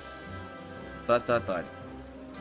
Each impact of the lead rabbit's boots on the hard earth makes the walls of our small cottage shake as he storms to the back of the rink. His next words are screeched less than an inch from the lone soldier's fidgeting nose. I thought I told you to keep that fucking line, Sentry! A pause. He grabs at the other rabbit's ears, half yanking it out of his skull in order to read what it looks like, some sort of metal tag affixed to the mangled cartilage. 104! He lets go of his ears and 104's head jolted backwards. So tell me then, where is 218? 104 has his head so low his face is half hidden inside the plate of his armor. I don't know, sir. Told me he was taking a pisser. I tried to stop him, but he said it was urgent. He promised he'd be right back.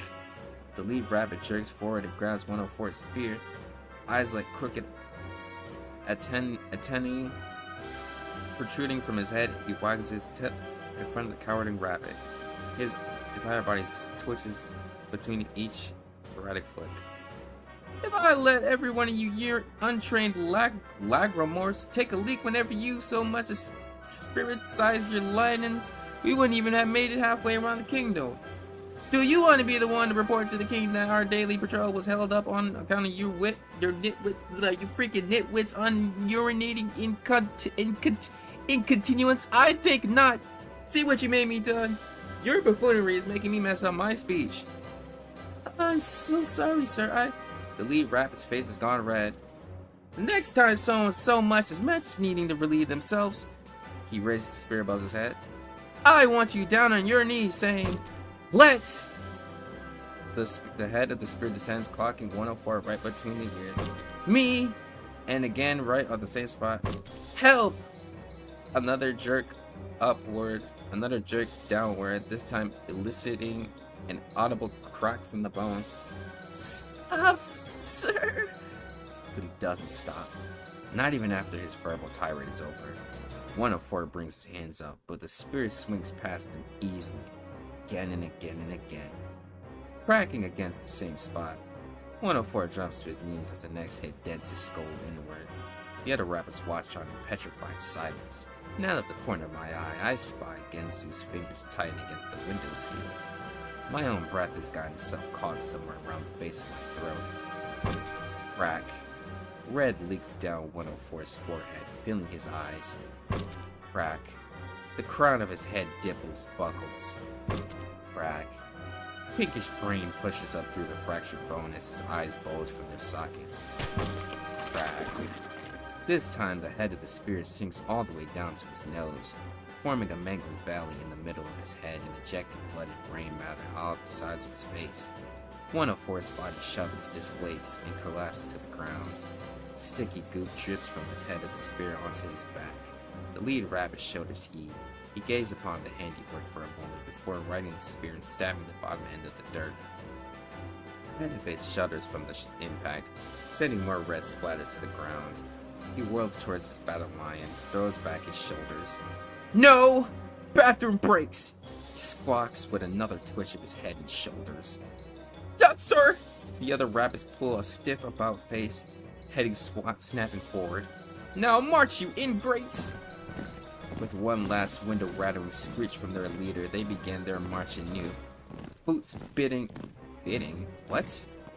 Boots biting into the dirt in methodical unity. Red, black, red, black. I wait until they're out of sight and down the left path before taking a moment to find my voice. Jesus! Genzu hisses for the both of us. What happened down there? I finally manage. Something that wasn't supposed to, that's for sure. They pull away from the window. Genzu's eyes are tight. Really going out there then? Buck's out, Buck's gotta be out there somewhere. I don't know why or how I know, but some part of me knows. I bring a hand to my forehead. She could be trapped. Hurt. I don't know, but it called us here again. It called us here for a reason. Genzu wanders back towards the window, staring out the now empty path. I've got a real bad feeling about this. It can't be that bad, can it? This was our place. Our own special place, where nothing could ever go wrong. A place just for us. Genzu laughs, but it's not an amused laugh, more like air being squeezed out of his lungs. He turns to look at me, brows skewed. Sure.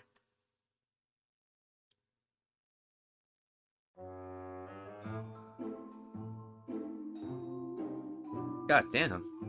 Two of us are standing over the dead body of Sentry 104. I'm having a hard time keeping the bile from rising to the back of my throat. Genzu has his cat clenched between his hands. I still remember playing hide and seek with him in the sunflower fields. Genzu grimaces. I mean, you still can, but seems like the penalty for being found is gonna be a bit steeper now. I roll my eyes. Come on, this is making me sick. We should keep moving anyways. Who knows how many more of these guys are out there? Genzu tucks his cap back over his pulsed hair. Which way then? I toss a glance in the direction of the rabbit. Battle line was headed. There's no sign of them now, but even the idea of being in their vicinity makes my stomach gurgle. I turn instead to study the path they appeared from. It winds to the right a short ways before curling to the left and disappearing behind an upraised mound of meadow grass. Scarlet leaf trees accompany words. Scarlet leaf trees occupy its either side. Look at me, I'm so freaking like messed up about everything that's happening. I can't even speak properly. I suggest we don't follow the homicidal rabbits, but that's just me, Genzu muses. Yeah. Both paths are still empty. For the life of me, I can't form a clear mental image of what's down either of them. My memories are too scattered and vague. Oh, brother, we got a choice to make. Well, you know what they say. Left is right, and right is left, so we're gonna go left. I mean, what could possibly go wrong, right? Wait, that's the direction they just went. Hey, they could be gone by then. He points to the left and the right, then crosses his fingers with a bemused raise of his brow. I scratch at the back of my head. I mean, you know, to always keep them in our sight. Besides, there might be more of those battle lions. Don't you think it'd be better to go in the same direction as their patrol? Genzu opens his mouth, closes it. I mean, sure, I suppose. Then it's settled. Yeah, sure. But his face betrays his verbal agreement.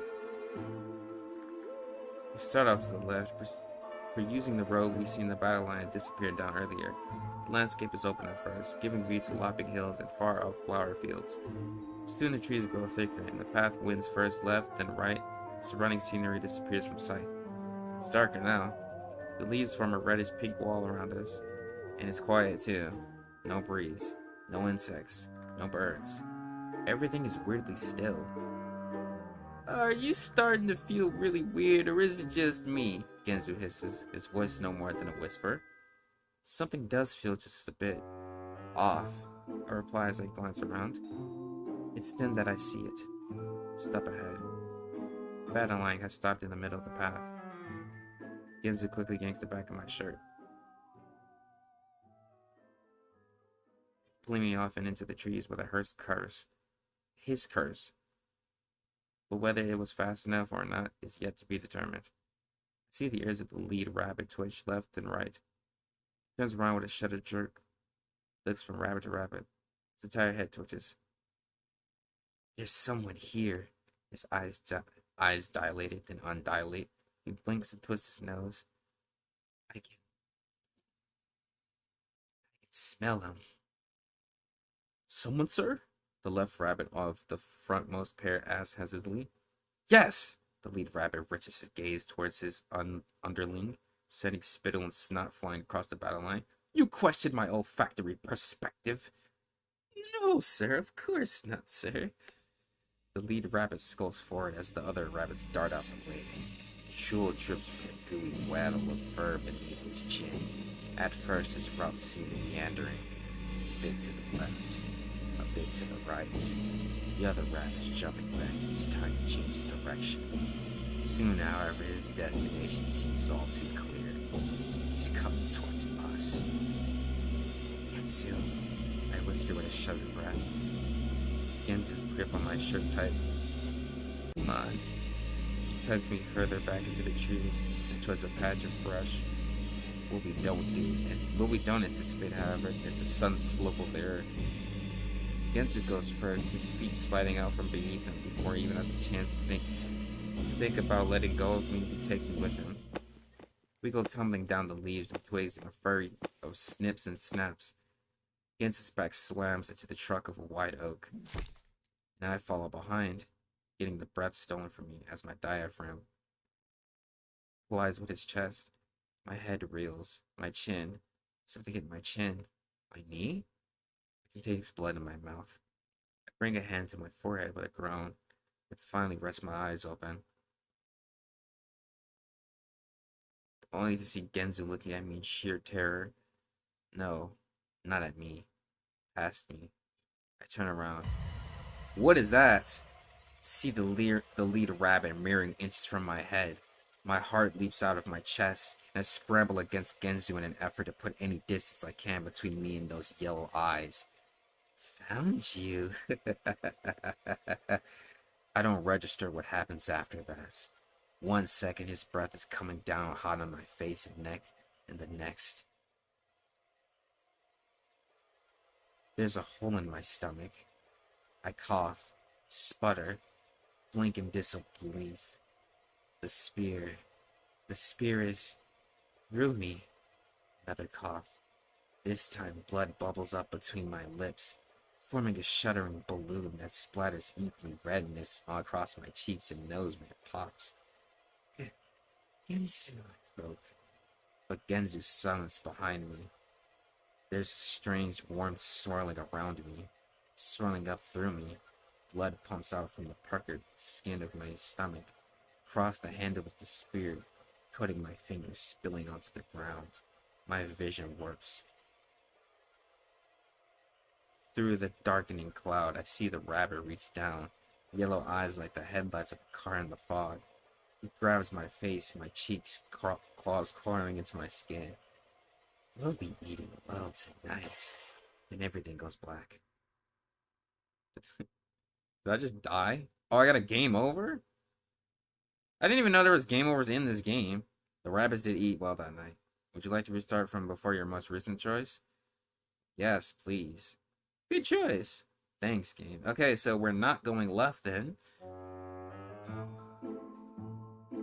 Okay, so we're definitely not going left then.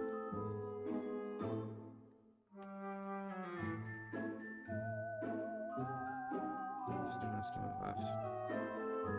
The feeling of dread is too strong. Go right then. An excellent choice, mon capitaine. It's quiet as we walk. No breeze rustles the trees or sends shudders through the grass. No insects buzz from leaf to leaf. Not even the far-off call of a bird breaks the silence. Tall clusters of fiery red corridor us as the river of dirt directs us left and right like the waters in a canyon. Above us, the sky glitters a sunny orange.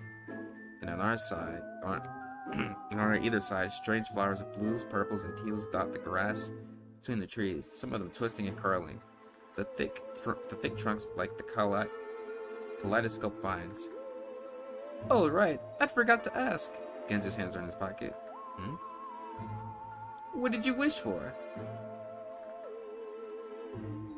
I'm gonna just say nothing, because that seems like something that my character would say. Brown. Nothing, I finally answered. Nothing? I don't know. I couldn't think of anything. I don't want anything. Yeah, I guess you got it made, huh? I don't respond. Even now, I can't think of what I could possibly want. Find bucks, I guess, but that's less of a want and more of an obligation. I just don't really care enough. about my life, about things, about myself. Chewing the inside of my cheek. We round another corner, and this time the path opens up into a small clearing. An outcropping of rocks overlooks a small pond at the other end. From its peak flows a miniature waterfall, light reflecting off the steady drizzle. I take a step towards the pond, only for Genzo to grab the back of my shirt. He quickly tugs me back behind a nearby tree. 2 seconds later, a rabbit soldier appears, his nose twitching and his eyes searching the ground. My heart leaps into my throat at the thought of how close I was to being seen. I stay perfectly still, Genzo's arm clamped around my waist, as the two of us watch the rabbit in silence. He's looking for something, that much is clear. He wanders to the left and stops. To the right and stops. Twitch, twitch, sniff, sniff. His mangled Twitch, twitch, sniff, sniff. His mangled ears jerk with each change in his direction. Where are you? I glance up at Genzu, chest tight. What's he looking for? Hell if I know. Something squeaks. And at that moment, a small white mouse rushes out from the brush near the pond. It circles once, twice, tiny tail dusts to the ground, then dashes off for the trees. There you are! The rabbit takes off. The flying leap that has me questioning my eyes. He's on top of the mouse, large boot coming down on its tail. There's another squeak, pain this time, panicking. The mouse squirms against the grip on its tail, but its escape is futile. The rabbit raises its other foot and brings it down on the mouse's body. The result squelch sends an electric shiver down my body. Rabbit twitches. He raises his foot and ascertains the damage. The mouse's flattened body leaks red pus from the bottom of his boot, and the mouse's head, which had escaped the direct impact, hangs limp from the remaining sinews, like a flabby piece of meat hanging off the end of a sandwich. Ha ha ha ha ha! The rabbit slams his foot back down, stomping until the mouse's body is nothing but furry hamburger. That's disgusting. Genzo's arm tightens around me. He takes a step back, and I move with him, back into the safety of the trees. What we don't anticipate ever is a slight dip in the ground. Okay, so this happens regardless. The sound of us hitting the ground sends the rabbit's ears skyward. His head jerks in our direction. Who's there? His spear is already at the ready. Shit. Genzo and I scramble to our feet, but the damage is already done. The rabbit is staring at us. Genzo's arm shoots out in my chest. The rabbit cocks his head first to the left and the right. His right eye twitches and widens. You're that fella the king told us to watch out for, he chuckles, licks his lips. I'll get a promotion for sure if I bring you in. Fresh meat for weeks. No more of that slop. Points his spear at us. It charges. It happens before I can process it. 1 second I'm behind Genzo, the next. Something jabs my rim so hard it knocks the breath out of me. I'm weightless. So we just get stabbed regardless of what happens. Ground rushing. And just before my ass hits the dirt, I see Genzo with an elbow stretched in my direction and a foot stretched in the other. The rabbit, who less than a second ago had been standing a good 20 feet away, is right next to Genzo. But the point of his spear had missed, slicing a red line across Genzo's cheek instead, and now thrust fruitlessly past him into the open air. The rabbit's head jerks left in surprise just as his boot hits Genzo's foot. He stumbles forward, unable to stop himself before the tip of the spear crunches the wood of the nearest tree. It's at that moment I hit the ground. You little bastard! The rabbit alternates between glaring daggers at Genzo and tugging at the burrow head of his spear. Genzo, however, wastes no time and grabs the front of my shirt before I even have a chance to orient myself and rushes me to my feet. Run! I do as I'm told. The two of us go streaking out across the clearing, push past the outcropping of rocks, past the pond and towards where the path breaks off, to following the slowly expanding stream. How were you able to do that? I huff as my lungs fight for air. Just heard him coming is all. Genzo wipes the blood off. Genzo wipes at the blood dribbling down his cheek. River on our right and growing cliffside on our left. We run, the sound of our footsteps in time with the thudding of our hearts. What did he mean by that fella the king told us warn us about? Watch out for. Apparently trying to get my thoughts in order. Before any of us have a chance to answer my riddle of a question, Gensu skids to a halt. Follows suit, eyes growing 10 times the size of my head.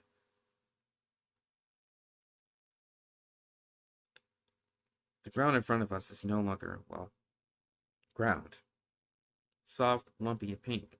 Giant slab of looping flesh splayed out across the path and wide, 20, 30 feet across. Its tongue is connected to the largest eyeball I've ever seen in my freaking life. It's round and wet and sitting in the side of the cliff face, as though perched atop a throne. At our approach, its oversized pupil swivels with an almost audible rumble to stare at us. What the heck? Ginzu perfectively verbal's my own thoughts for me. I don't remember that being here before.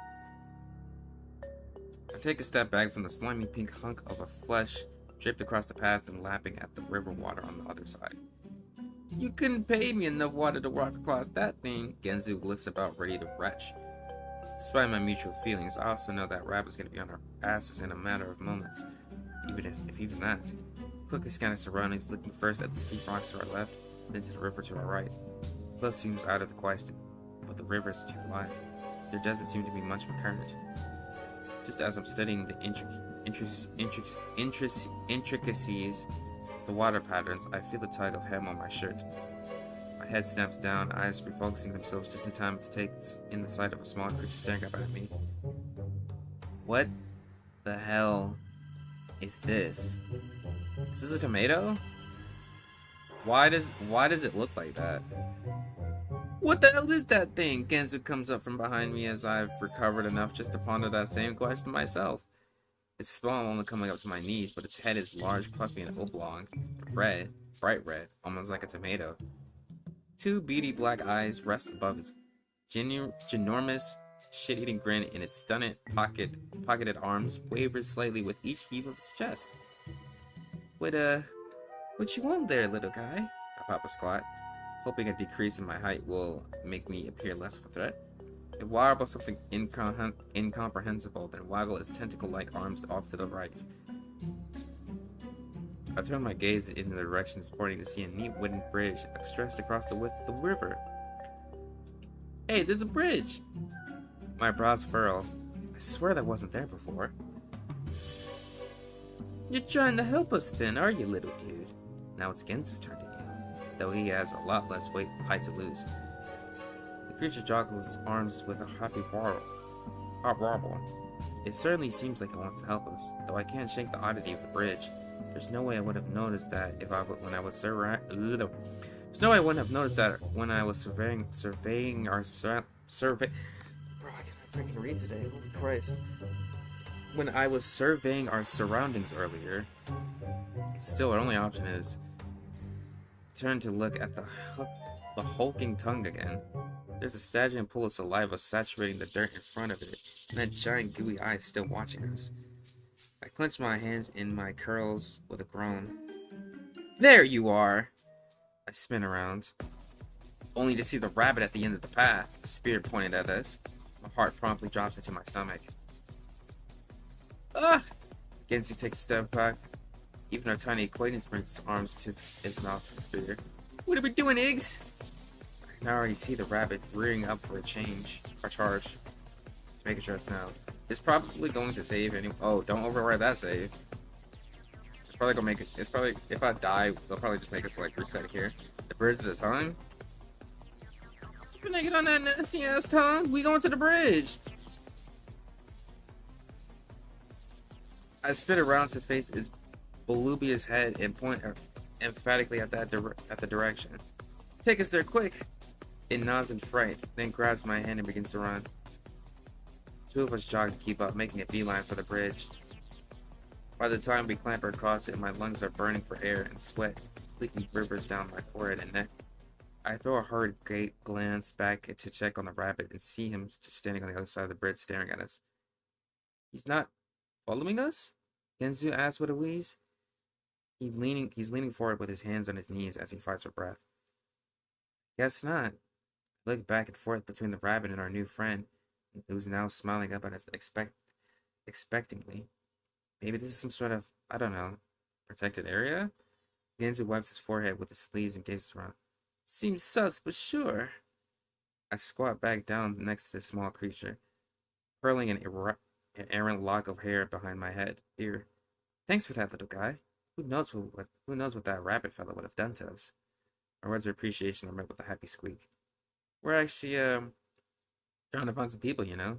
You haven't seen any others like us, have you? The creature brings one of its rope-like arms to its mouth as though in thought. Then he begins to brighten and begins making happy squeaks and pointing further into the woods. Seems like a yes? Question mark? I stand up.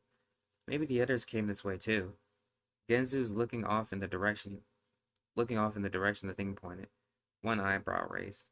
Doesn't seem convinced. Can you take us to them? I asked the creature with a smile. It nods vehemently, then begins bouncing off towards the trees. Come on, I motioned to Genzu and then followed. It gets darker the further we walk. The trees more closely packed and their leafy canopies completely overtaking the sky. Chilly too. I rub at my bare arms as I look around, trying to stay close in our step with our guide. Are you sure this guy knows where he's going? Genzu hisses. All I can do is grimace. It certainly doesn't seem like somewhere we'd find the others, but who am I to say, really? Suddenly, our new friend comes to a stop. It looks left, then right, and from the dark gapes between the trees, I spy other dots of red. First one, then two, then three, then four. Oh, we're finna get jumped. They emerge from the shadow like scampering squirrels, all of them looking at our friend and us in wonder. We finna get jumped. There's more of them? I threw a furtive glance between the approaching creatures. The hair on the back of my neck is starting to curl upwards. This is starting to seem like a really bad idea, Iggs. Genzu scooches closer to me as he eyes our new visitors. Maybe they're his friends? His friends, maybe. But I'm not so sure of. Take a step towards our guide, one hand out in what I hope is a sign of non-aggression. Hey, what's going on? Our guide turns around, smiles. Then the smile. Girl, yeah, we're finna get fucking cooked. Because of course. Because of course it does. His lips pull apart and a horrifying sharp row of teeth emerges from the middle of its blubious head. Iggy! I feel Genzu's hand on my shirt, fingers climbing into the fabric and pulling me back. But now the other creatures are following suit, and all their mouths splitting in two to reveal row after row of teeth. All of them smiling as they move closer. My heart drops to my stomach and I twist on my heels. Genzu, run! I shout as my shoes dig into the dirt, but it's too late. The creatures closer to us hiss, then they're onto us. One flies onto my back, its teeth chomping on my shoulder. My body arches backwards and my vision flashes bright as pain shoots up and down my arms and spine. I reach for it, fingers desperately trying to curl around one of its tiny limbs to wrench it off. But then another one clamps down on my arm. I see its teeth sink into the flesh and the blood come bubbling up between its lips. F. I throw my arm out again and again, trying to fling it off. The one on my shoulder bites down even harder, then jerks its head back, ripping off a chunk of skin and muscle. I don't even register the scream that leaves my lips. Pain is everywhere, radiating up and out from my shoulder, sizzling like fire across my arm. Iggy! I hear Gensu scream and try to find him through my warped vision. But as I step forward, a third creature leaps toward me, hitting me right across the chest and knocking me backwards. I hit the ground hard and my head cracking against the dirt with a sharp thwack. And before I even have a chance to collect myself, the thing on my chest moves. It opens its jaw with a wide, toothy grin. Ouch! Then tears them right straight into my chest. The pain is imminent, clawing, retching, tearing. My vision blurs, doubles, twists, fingers grappling uselessly at the dirt. Through the haze, I see a rising mass of pink and red, and realizing it's that thing pulling my insides out. Draping them across its jaws like a length of juicy sausages. I gasp, choke, a retching coat pushing it past my lips as I feel my skin stretch and rip. The other two creatures have joined it, digging further inside me and tearing off hunks of flesh and and great greedy gobfuls. I stare up at the trees, my arms and legs growing limp, vision fading, fading, fading. Just when I wonder how much longer I'm going to stay conscious, one of the creatures appears smack dab in the middle of my vision, bites off my face. So you're just gonna give me back-to-back game overs. So you tell me I gotta get on that disgusting. At least the rabbit didn't. Yeah, at least the rabbit didn't get me, but something else freaking got me. Gosh, bro. Whatever. Whatever. Really gotta be going on this nasty freaking tongue. The tongue is definitely the right choice. No matter how disgusting the thought of that tongue is, something somewhere is screaming at me not to take the bridge. Damn it, bro. To the tongue, to the tongue. What?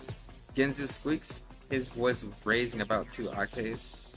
But there's no time to explain. I grab his sleeve even as he's throwing the creature a pained look and drag him towards the heaving pink slab. We clamber on top of it just as the sound of racing footsteps fills the air behind us. Our fingers and knees sink into the oozing, squishy flesh. Immediately, I roll forward to escape the edge and the rabbit's potential grip, flopping down atop the porous mass. Once Genzu is safe next to me, I throw a glance back to see the rabbit glaring at us angrily from solid ground. He's not following us, I muse. Genzu jabs angrily at his chest. I wouldn't follow us. He has a point. All the more reason for us to get across this thing as quickly as possible. I push myself shakingly to my feet and try to take a step, but walking across the I'm not even trying. Walking across the strange surface turns out to be akin to walking across a waterbed, a very gooey waterbed. I promptly slip and fall face first into the pink pulp.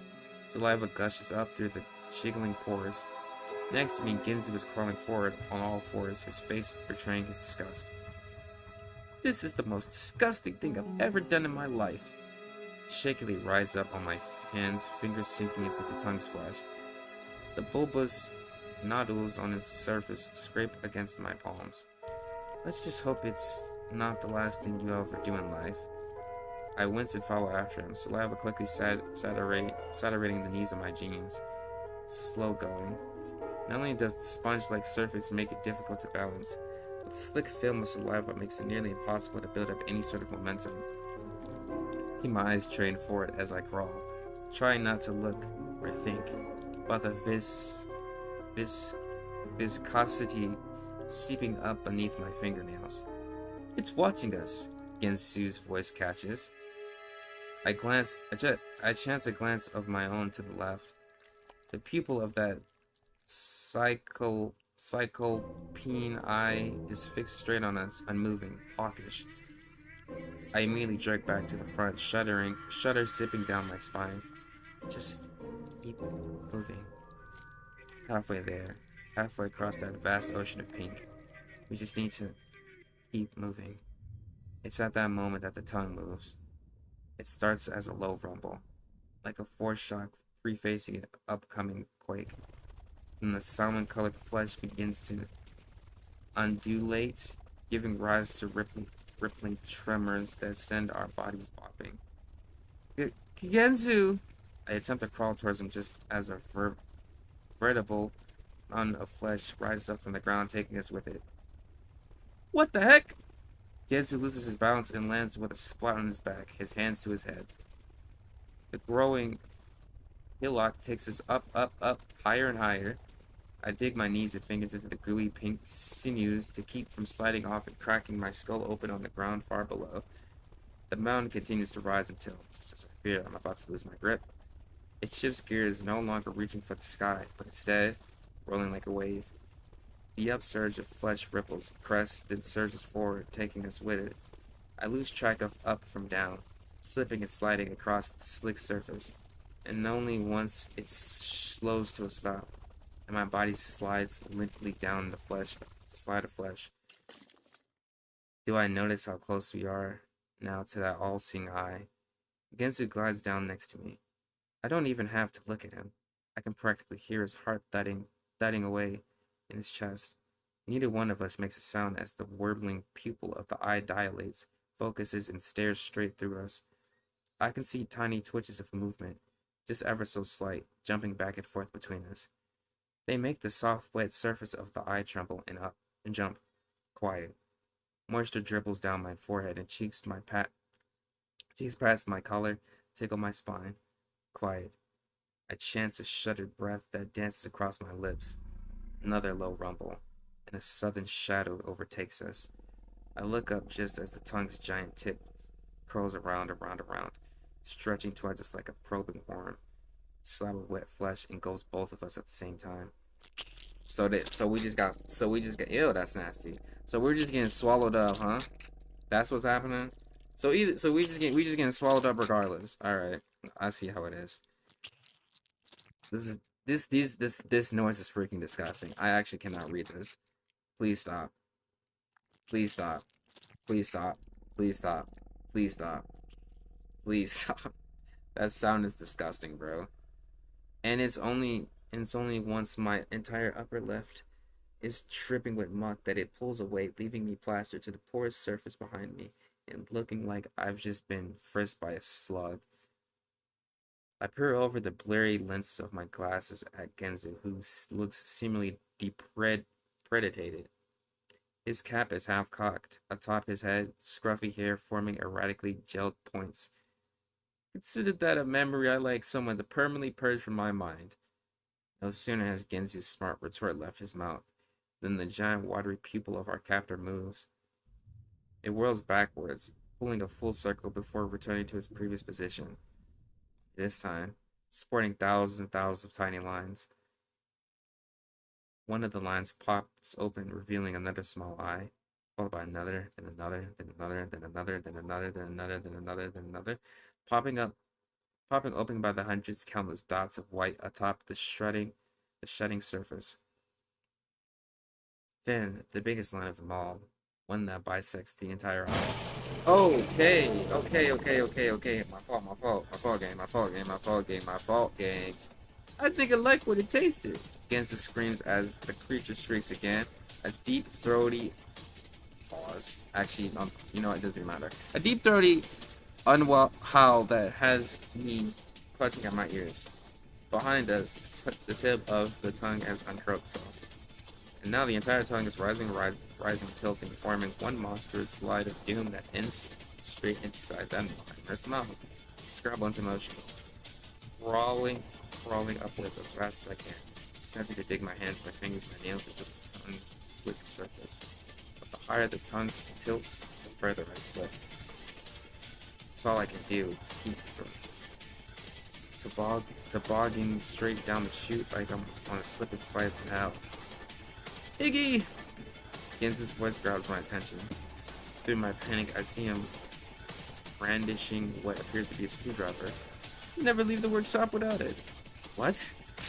But before I can question his motives, he slams the sharp metal end of his trusty bite tool into the quivering flesh of the tongue. The reaction is immediate. The beast howls so loud it feels as though my heart's twisted into veritable nothingness. Then the tongue jerks, flails, writhes in pain. Grab onto me! I don't have to be told twice. I launch myself against him and latch onto his waist. Never before have I held on to something so tight. I cross my fingers into the fabric of his pants and dig my face into his exposed belly. Above me, Gensu is clutching desperately at the handle of the screwdriver. Jaw taut and muscles tight. It's getting really angry now. Tongue bucks, thrashes. Each bounce sends us up and down, slamming back into the spongy surface with juicy spots that take the breath out of me and rattle my brain. Somehow I keep my grip on Gensu. Somehow Gensu's grip on the screwdriver. The wall melts into a wail, and the muscles beneath us grow suddenly taut. I open my eyes for a peek, not even realizing I have them closed, just in time for the entire tongue to go back in. One whip-like lash. Chuck itself forward. Gensu and I go flying like rocks in a slingshot. First a few feet over the ground, then slamming into the dirt, rolling 5 feet, 10 feet, 20. before finally and unceremoniously sliding onto the pebbles strewn path like a pair of wet fish.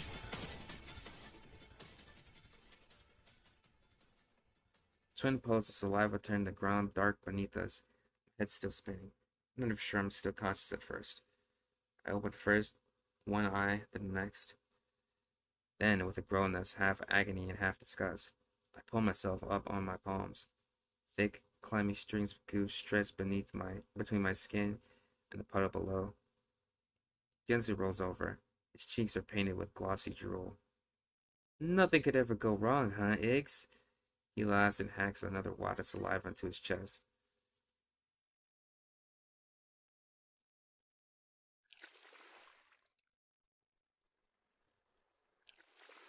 I rub my face until it's raw, splashing water on it again and again and again, but I still can't seem to dispel that feeling of muck clinging to my pores. We're in the shoals of the river, up to our knees in the water, and rinsing our hair, our clothes, our mouths. Gans is taking his jacket off, and he is kneading it atop his knee like a weight watchboard. His hair sticks up in errant, wet tufts that shudder with each jerk of his shoulders. My glasses are the worst. No matter how many times I rinse and buff the lenses, a prismatic glare remains. I limp carefully back over to the grass and squint at Genzu, who's now wringing out his jacket. Out here and away from that horrific monstrosity, it's calm again. Nothing and no one in sight. And the only trickle of the river current as our musical words. Glad to know this place is apparently effed up beyond all reason. Genzu follows me back to the bank. He shrugs his jacket back on before pulling his cap over his curls. Really, just lovely. What could have happened to it? It wouldn't just, its own, would it? Iggy, we don't even know what this place is. Hell, until this morning, I would have told you it was nothing but some crazy yet suspiciously coincidental dream we all had as kids. I ran ahead through the damp ringlets of my hair and peered out across the landscape. A flash of movement catches my eyes, and my gaze goes immediately towards the far bank, where the river twists around to form what looks like a small beach. A dock has been erected on the sand, and the boat has slowly gliding its way over from the opposite direction. Genzu follows my gaze. He narrows his eyes. That's strangely serendipitous. No, I remember this. The sight of the miniature white riverboat, with its slowly churning red and black water wheel, its benches with just enough room for 5, and its helm of gleaming, polished wood that moves on like magic. It's enough to bring fuzzy, shifting images bubbling to the surface of my brain of adventures down the river, standing at the helm with my arms outstretched and feeling like an intrepid explorer off to discover lands unknown. For a moment, I do nothing. Then I take a step. Another. Steps morph into a jog. I get to the wooden steps of the dock just as the boat comes to a halt on the other end of the pier.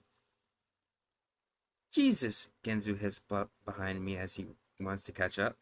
To the left of the dock is a cheery red and white sign with the words Kitty Cruise on it.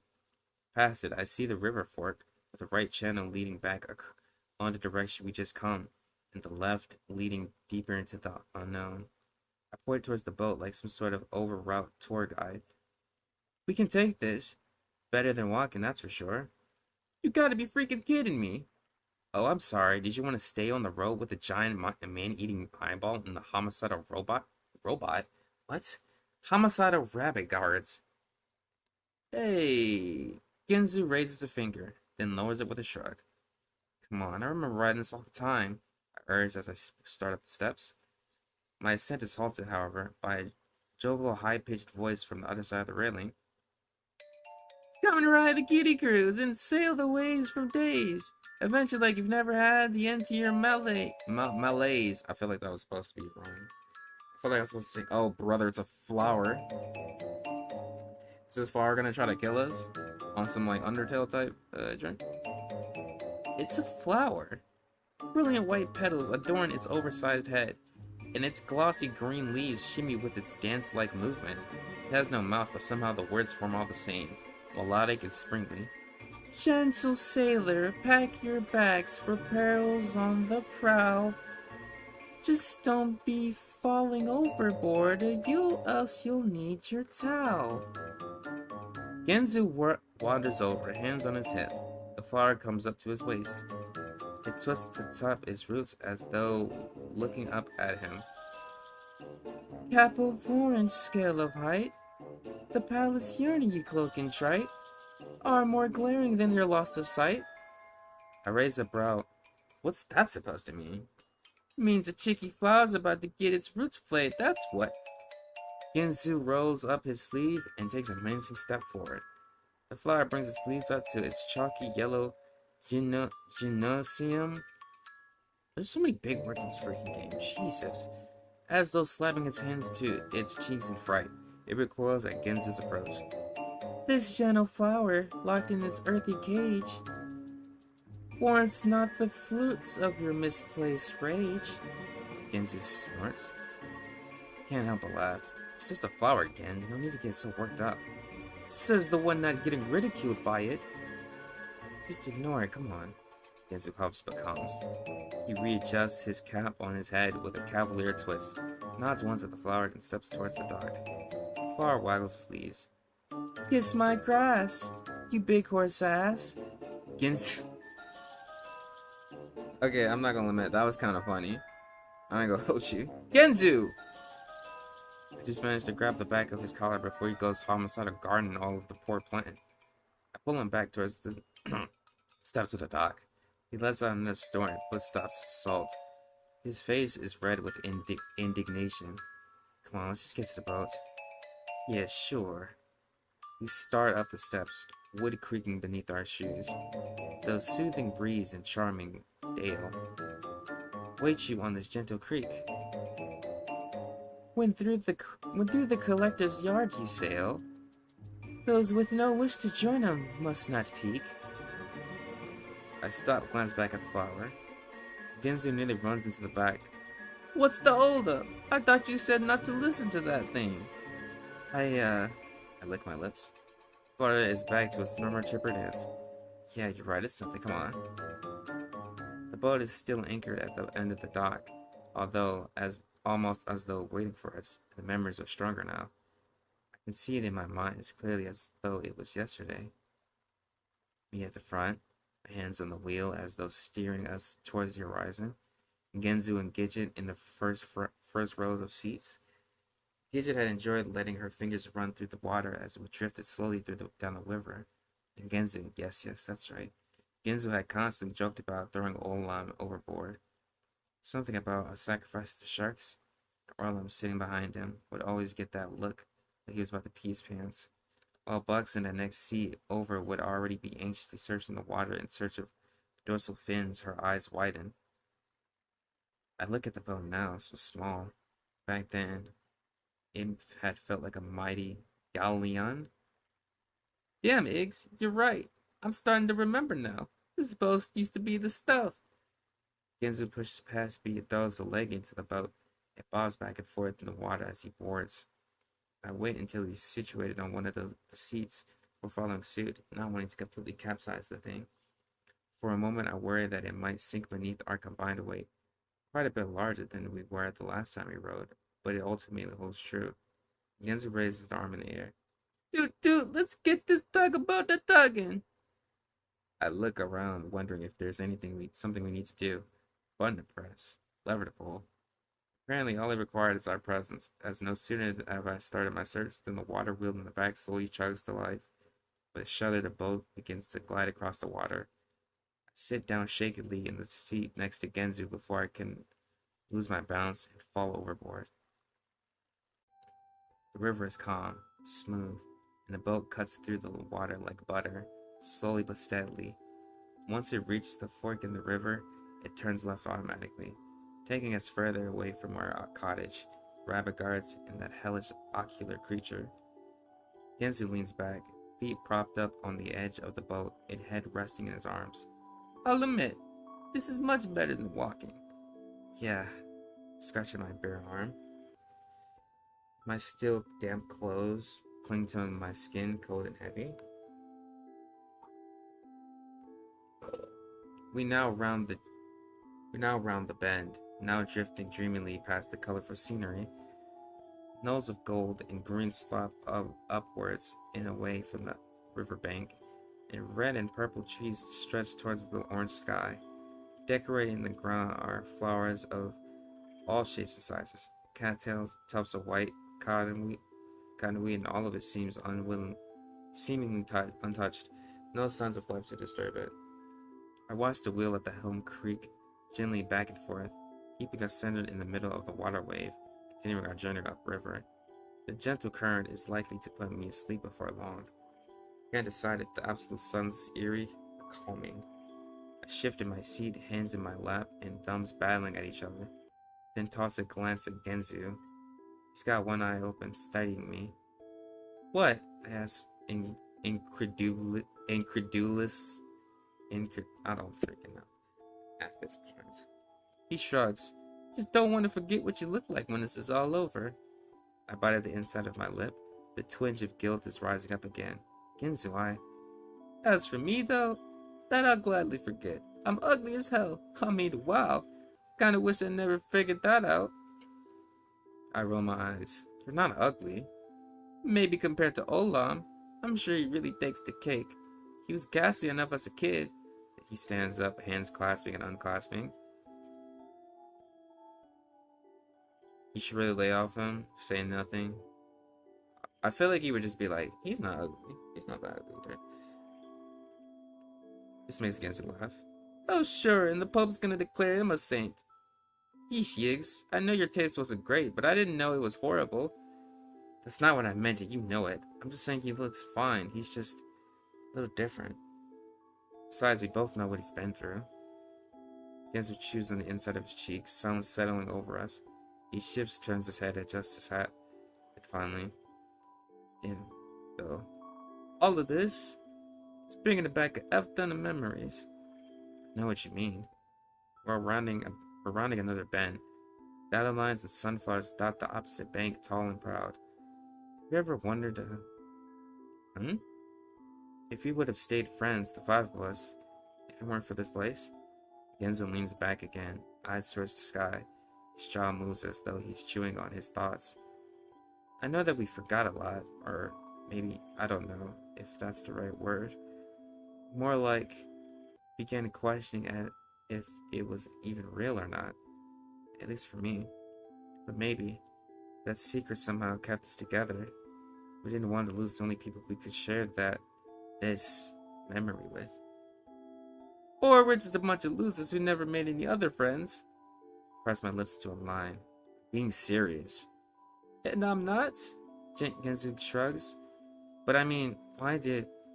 I let my gaze wander to the passing scenery. Why did what? I don't respond. The sun has stolen my attention. Small and wooden, perched up along the right-handed bank. The words "collector's territory" ahead have been painted on it in heavy red strokes. That's... My gaze jumps to the water, which has started to take on a yellowish hue. I stand up shaky. My tongue feels like a dry sock against the roof of my mouth. You, gonna tell me what's wrong there, Iggs? We're approaching the next curve, drifting slowly, peacefully. Something about the air makes the hair on my Something about the air makes the hair on my arms stand up straight, and my fingers tingle with electricity. With a jolt, I slam back into my seat and reach for Gensu's hands. Close your eyes! What?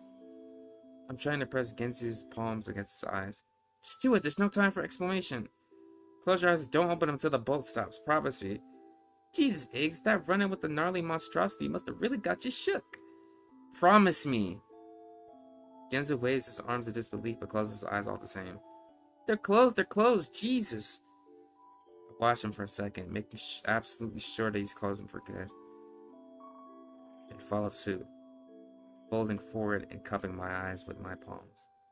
Then I wait, sitting there, elbows digging into my knees, toes curled inside my soggy sneakers, and sweat gathering in the crook of my neck. I can hear the water lapping against the sides of the boat. I can feel the rhythm of the water wheel against my backside, the gentle swell pushing us forward. Calm, quiet. I chew on the inside of my cheek, fingers sticky and forehead damp, waiting, waiting, waiting. We must be past the curve now. What am I doing? Sitting here like this? Ridiculous. And to make Genzu play along too? What an idiot. There is nothing out there. Tendrils of shame work their way up my chest, making my face feel flush and hot.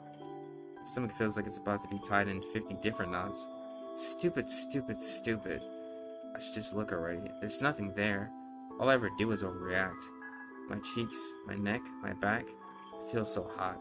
Hot with embarrassment. My breath comes out shaky and feverish, leaving moisture on my wrist. I'm a disgrace. Just look already, you idiot. No, nigga, because what if there actually is something there this time, and then we get sniped? Like, I know your game, buddy. I'm not gonna look. I press my hands into my eyes hard enough to make them proud, and in that instant of pain, the heat leaves my chest and cleanse. Coolness washes over my body like a breath of fresh air. What the hell was I thinking? I wipe at my damp forehead, but keep my eyes clamped shut. What weird thoughts. I rock my heels back and forth, lick my lips. There's still only the sound of the water past the boat, that gentle rocking motion.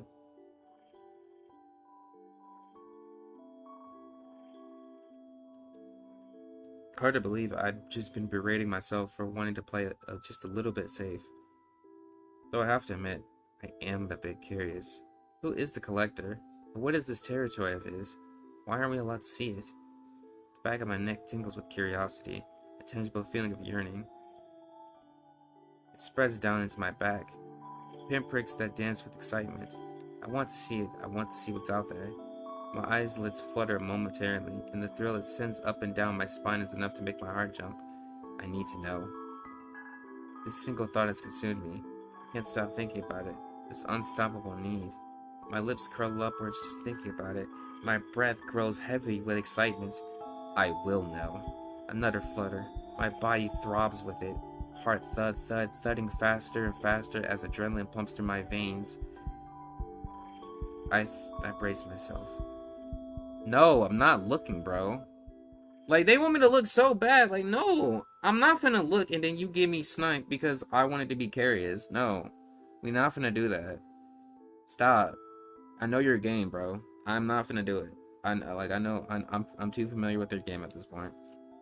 I take a deep breath, pulling my thoughts, and feel the dire craving that had been racking my body mere moments ago drip away. My body feels heavy and cold, like someone's draped a hefty blanket over my shoulders, and my breath comes out ragged, as though I've just run a marathon. Row, row, row your boat gently down the stream. My lips move noiselessly with the words. Merrily, merrily, merrily, merrily, life is but a dream. I clench my eyes even tighter, trying to ward off the feeling of dread crawling its way up my skin. Linkin Park reference. Concentrate on the words. Don't think about anything else. Row, row, row your boat gently down the stream. I nod my head with the rhythm. Merrily, merrily, merrily, merrily, life is but a dream. Even my heart seems to be pounding in time. I can feel it in my arm, warm, throbbing heat that wants to burst out my veins. Merrily, merrily. My head swims. Merrily, merrily. I rock back and forth on my heels, humming beneath my breath. Life is but a dream. Iggy, we're here. We made it. You can open your eyes now. Sit up on shore. Genzu's voice comes from the right, towards the front of the ship. He sounds confident, assured. Come on, Iggy. But I don't move, and I don't open my eyes. Something's not right. I shake my head, take a deep breath, start my humming anew. Cross my arms in front of my chest, hands to my shoulder this time, and lean forward, back and forth, back and forth. Iggy! Genzu's voice is sharp this time, scared. Iggy! Help! Iggy!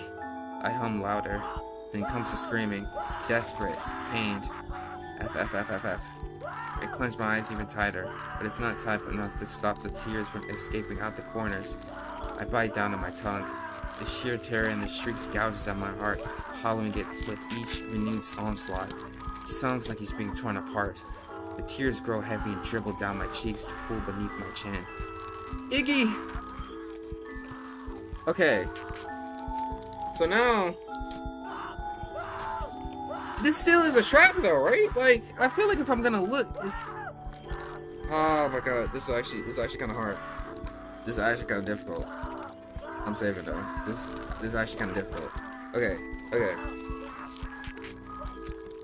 I feel like they want us to look to get us packed up. So we're just gonna keep on not looking and hopefully, like, it's probably just like all in my head type stuff, type sheet, like this, like he's not like actually getting like tearing apart. I'm like, I feel like this is just all in my head, and I feel like they're trying to set me up. They're trying to look so I can get packed up. So we're not gonna do those. I bite down on my lips so hard I can taste blood in my mouth. It's not real. The boat hits something. It comes to a sudden stop, sending me flying to the floor. I open my eyes. Bright. It's the first thing I noticed. I had my eyes closed so long that the orange daylight now seemed exceptionally brilliant. I blink against the glare, tears still streaking my cheeks, in an attempt to survey my surroundings. We're at another dock, bobbing lazily in the water. See? Told you it was all in my head. Jens was still hunkered down on the seat across from the one I'd been occupying moments earlier, his eyes closed and features contorted. I pushed myself to my feet with a wobble and stumbled towards him. Genzu! My hands go to his shoulders. When he doesn't respond, I give him a shake, which finally rouses him from his focus. He looks up at me in confusion, face white and eyes strained. I can see beads of perspiration dappling from his cheeks and forehead. What is it? The boat stopped. I guess that means we should get off. Oh, sure. Yeah. You okay? Oh, yeah. Sure. He pulls out his collar, rises to his feet. Guess I just got a little, seasick back there. We disembarked the boat in silence. Then stand on the dock unmoving. Genzu removes his cap and runs his hand through his hair again and again. Droplets of sweat bounce off and onto the wooden planks. Path seems to lead the way. I point past the end of the dock and towards where a valley of dirt winds itself off and away from the river, bordered on either side by more trees. Yeah. But Genzu's voice lacks its usual vivacity. We start our trek away from the river without another word, just the two of us, walking down a dreamlike path in a world of fantasy with no idea where to go or what to expect next.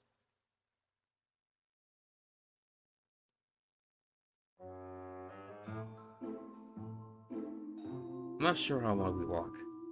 20 minutes? 30? An hour? Time feels strange. Almost as though it's not passing at all. Yet when I think back to the cottage, of discovering that hole in the tree, it almost feels like a lifetime ago. Strangely disconnected. I try to think about my apartment, about work, about the party. They all feel fake. Did any of that really happen? Of course it did. That's my life. It's me. I look down at my hand as though it might reveal an answer to some unspoken question. My mind drifts back to that voice in the tree. What do you wish for more than anything in the world? I don't know. I still don't know. I glance over at Genzu, who has his hands shoveled in his pocket and his gaze pointed at his toes.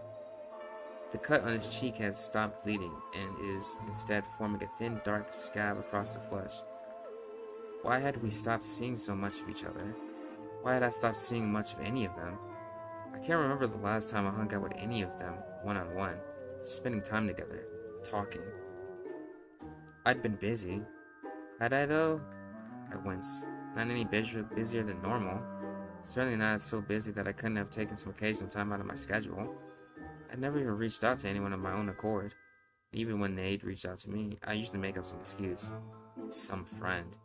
Even now, I only know the basis of what they do, of how they live their lives, of their goals, ambitions, hopes, dreams, secrets. Can't help but wonder if things wouldn't have turned out so differently had I actually made any effort. Somehow we could have avoided this. Sigh rub at my eyes. Not worth agonizing over now. Not when there's much worse things to be agonizing over. All of a sudden, my footsteps changed in timbre. I glanced down to see the dirt path had given way to cobblestones. That's interesting. I stopped for a moment, studying the new pavement. Oh, but that means we're finally getting somewhere. Genzo takes this opportunity to survey the landscape, wherever that somewhere is. Through the foliage, feeling the upcoming bend, I spot a spattering of bright colors, too bright even for the outer worldly trees. There's something there. I expend the energy for a short jog, taking me around the trees and in front of what I can only describe as a gigantic billboard. Stop. Take it in. And feel my eyes grow. About 5 sizes larger. Jesus! Genzo chops up next to me, equally as stupefied. It's Gidget. Only larger than life and wearing little, very little clothing. She's lying on her side, head propped up on her hand, and holding a martini glass in her other. She's winking at the camera, at us. Next to her are the words, "Come visit Wonderland's hottest goddess in bright purple print." My jaw goes slack. That's a side of Gidget I'd never seen before. Genzo's brow reaches for the sky. He looks more bemused than anything. Say that again. A big side. Yeah. I mean, a really we get it, bro. We get it, bro. We get it, bro. She got some big titties. We get it, bro. You don't have to keep saying it. Gidget's beautiful. She's always been, and I love being around her. She's fun, smart, ambitious, not afraid to take risks. To be honest, if she were to ask me, I wouldn't mind being more. I can see myself supporting her, rooting for her. See the two of us maybe curled up on the couch. Could see us frantically doing our shopping together. But thinking about her like this makes my stomach twist. I don't know why. And going further than that, trying to imagine us in the same bed, us touching each other, shake my head. Say it makes me feel uncomfortable would be an understatement. I turn away from the billboard, looking instead further up the path. It's bordered by other smaller plas cars that stick up and out of the ground like signposts. All of them sport Gidget. Some in gorgeous dresses, some in bright summer ensembles, some in ridiculous get-ups that look like I'm straight out of a fantasy horror movie. Damn, girl's clearly been busy. Genzo whistles beneath his breath. Guess that means Gidget's here too. You don't say. So we make our way down to the Gidget-lined path. Her smile follows us. Sometimes sweet, sometimes sultry, sometimes downright sinful. I can't help but feel like every single one of them is aimed straight at me. 20 plas cards later, sees us at the entrance to a small village. Survey the quaint white and dark wood cottages, the puffing chimneys, the carving cobblestone roads, and the vine-dappled walls.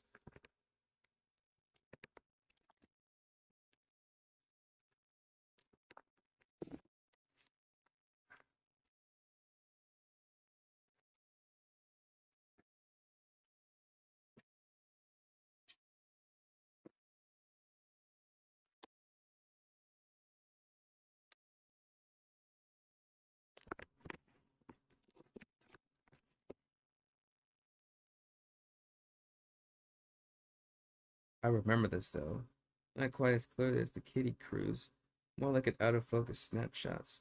And ice cream. Somehow I definitely remember eating ice cream here before. I'm suddenly feeling super hungry. Genzo scratches at his belly. Pushing the thoughts of sweets out of my head, I start down the main road. For once, we're not the only ones here. People are milling about, walking from building to building. A boy even rides by on his bike, satchel of mail hanging off his shoulder. None of us so much as glance up as we look around. I round the next corner and stop. A crowd of people is gathered outside one or more of the more ornate looking houses. There's a good 15 to them. There's a good 15 to 20 of them. And though they whisper amongst themselves occasionally, their attention seems fixed on the door. Who's the celebrity? Genzu sidles up next to me. Don't know. I step out of the way at the ring of the bicycle bell, and the boy from earlier goes gliding past. My stomach gurgles. Somehow I'm pretty sure I know who it is. Good morning, darlings. I turn at the voice to see the door open. Gidget had her hand raised above her head to greet the crowd. Previously quiet gathering erupts in cheers and applause.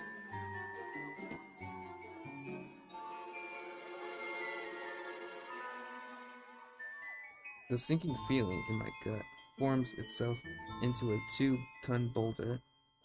Thank you so much for seeing me off today. Another shoot, can you believe it? The scouts here just can't keep their eyes off me. She practically dances down the steps, crowd parting to allow her room. Immediately there's hands reaching out, thrusting papers and books for her to sign, trying to catch a passing touch of her arm or shoulder. We love you, Gidget. Marry me, Gidget. Gidget's mouth curls an over-exaggerated frown as she waltzes through.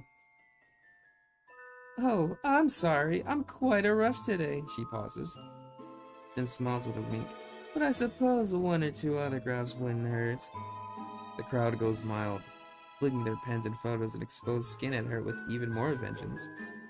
Me first, Gidget. I'm your #1 fan, Gidget. She turns towards the person standing nearest to her, a teenage girl with a bouncy ponytail, decked out in pins, stickers, and accessories, all featuring Gidget's name or face. The girl wrings her hand in excitement as Gidget signs her name in her autograph book.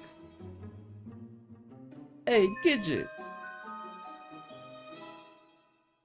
Only this time, the call comes from right next to me, and I turn to see Genzo with his hands cupped around his mouth. Gidget turns, stops, then beams. Guys! She barely has the time to return the girl's autograph book before she's dashing towards us. You're here! I can't believe it! Could say the same thing about you. We had no idea who'd we find down here. Up close, Gidget looks different. Except I can't put my finger on exactly how. Only that she seems more perfect. Like I can't spot a single imperfection on her. Her skin is gleaming.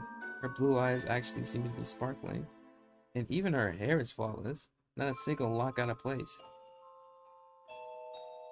You look great, quite the coincidence. We'll compliment her. You look, great, I finally manage. Gidget beams, then growls instantly shy. I mean, have to, you know? Keep up appearances. Who knew they'd love me down here? They sure seem to. We saw all your handiwork up on the walk up. Genzu loops his fingers behind his neck. This only seems to embarrass her further. Oh gosh, right. I kind of forgot about those. He went a little bit overboard. You're, doing modeling gigs now? I asked somewhat tentatively. Yeah, crazy, huh? She stops, then she starts to stops, gaze shooting to her watch. Oh, crap, that means reminds me, I'm already late for my next one. Come down with me? It's just over at the pier in town. Afterwards, we can grab some drinks at the inn. Catch up? I glance at Genzu, who glances at me. I shrug. Sure, why not? Because what else can I say? I'm honestly still confused by this whole situation.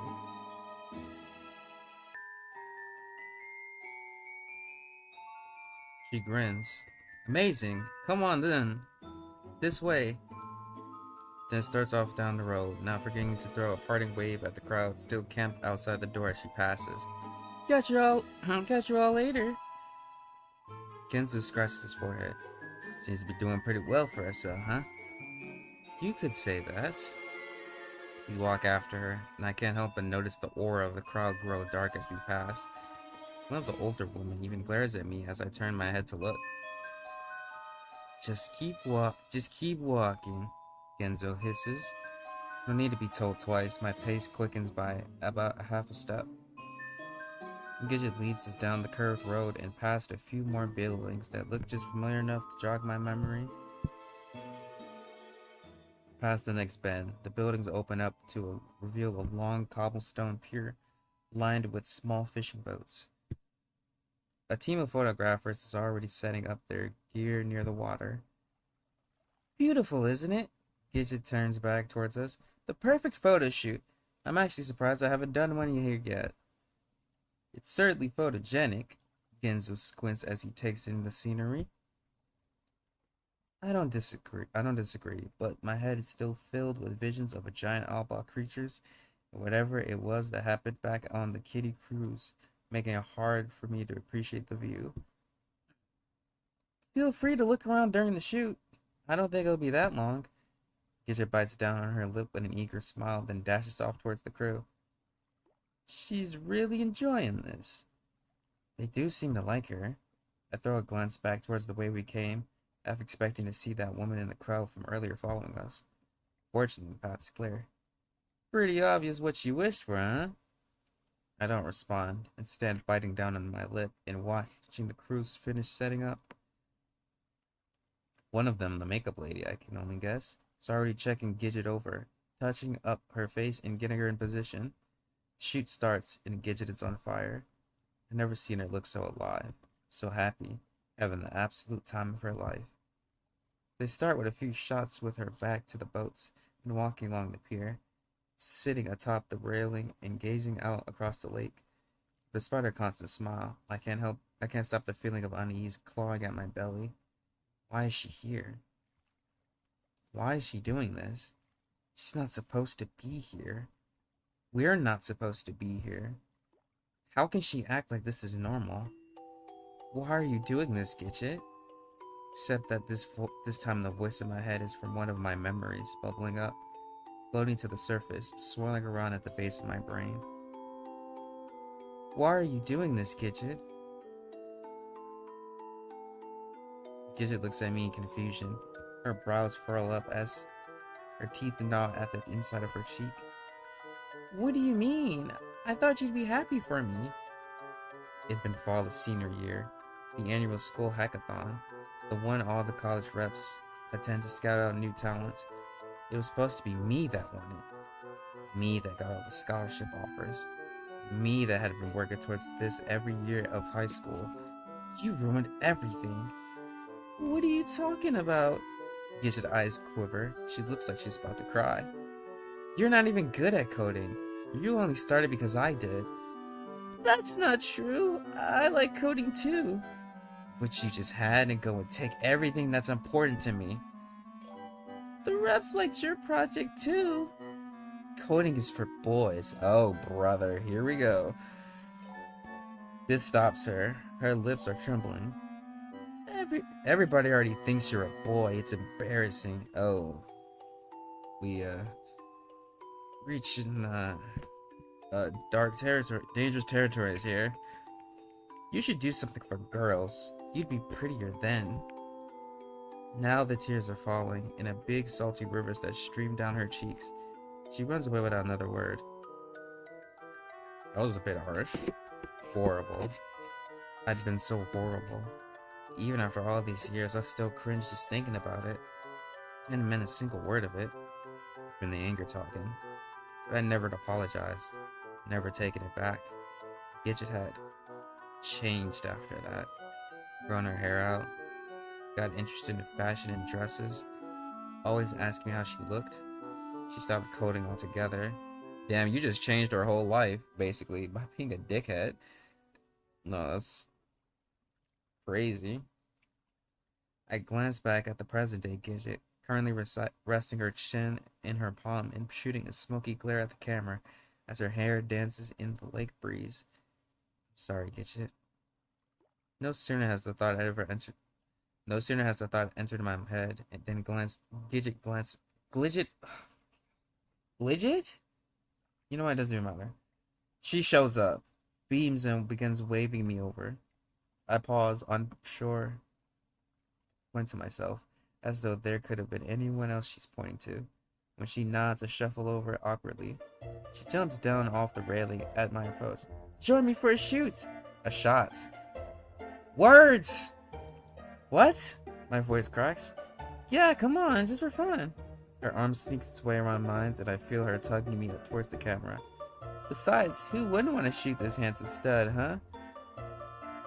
I throw a look of helplessness back at Genzu, who just laughs. Make him swoon, you animal. Seems like I don't have much of a choice.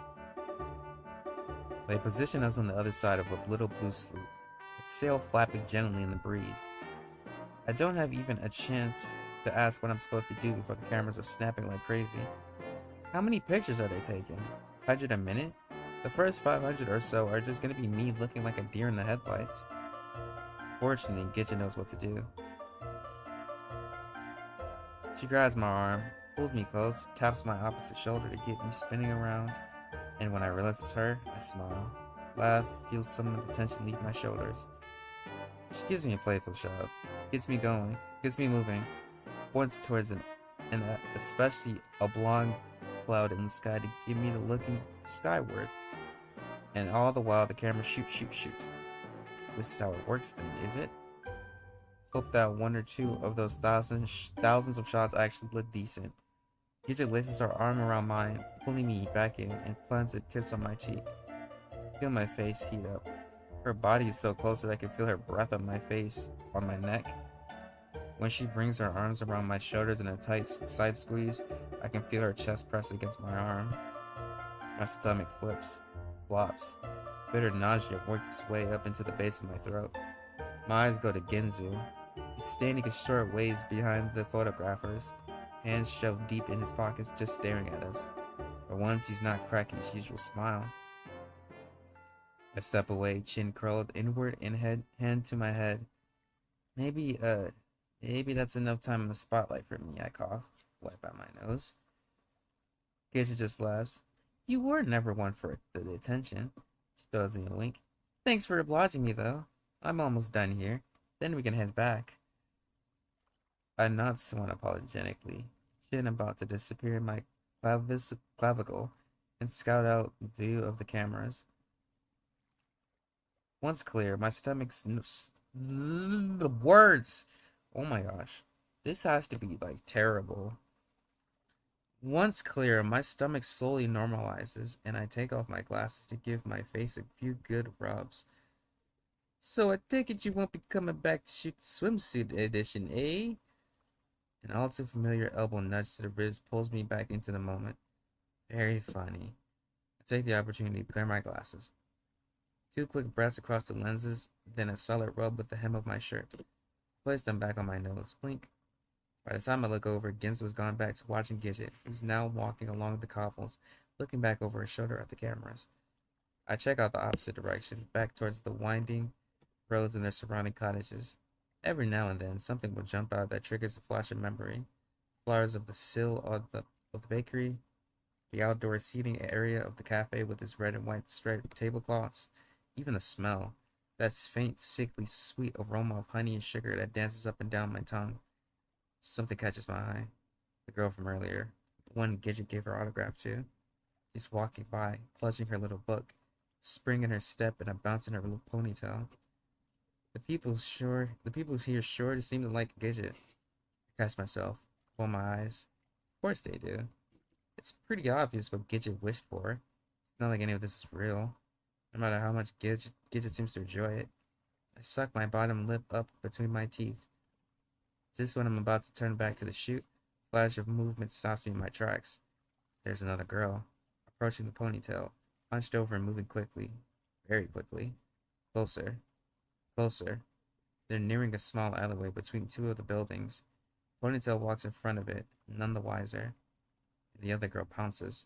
She throws herself at Ponytail, pushing her into the alley with a stiff squawk. Her hand comes up. There's a flash. Knife? Then down, thrust down. Ponytail's legs jump.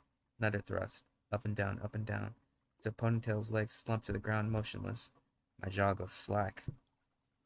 The victorious girl emerges, autograph book clutched in her red splashed hands, then walks off, leaving Ponytail splayed and unmoving in the alley. I raise my hand, blink, try to form words to describe what just happened to alert the others, By this part, the camera crew is backing up and no one's paying attention to my incoherent mumbling. Genzo, I try. What's up, Iggs? Iggy, Genzo, we're done. Gidget comes bounding back, still full of energy. Thanks so much for waiting. Let's head back. They love me at the end. They'll give us all free drinks. She grabs my wrist, tugging me along with the rest of the crew. All Genzo could do is shoot me a look of amusement as he takes up the rear.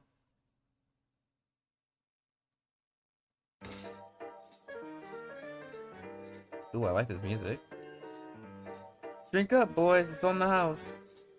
A busty old woman in a flower print dress and white apron slams two extra large beers down on the table in front of Genzo and me. Told you so. Gidget sticks out her tongue in amusement across from us, already nursing on cocktail. Don't mind if I do. Genzo promptly grabs his and downs about half the drink glass. I'm considerably more reserved with my own.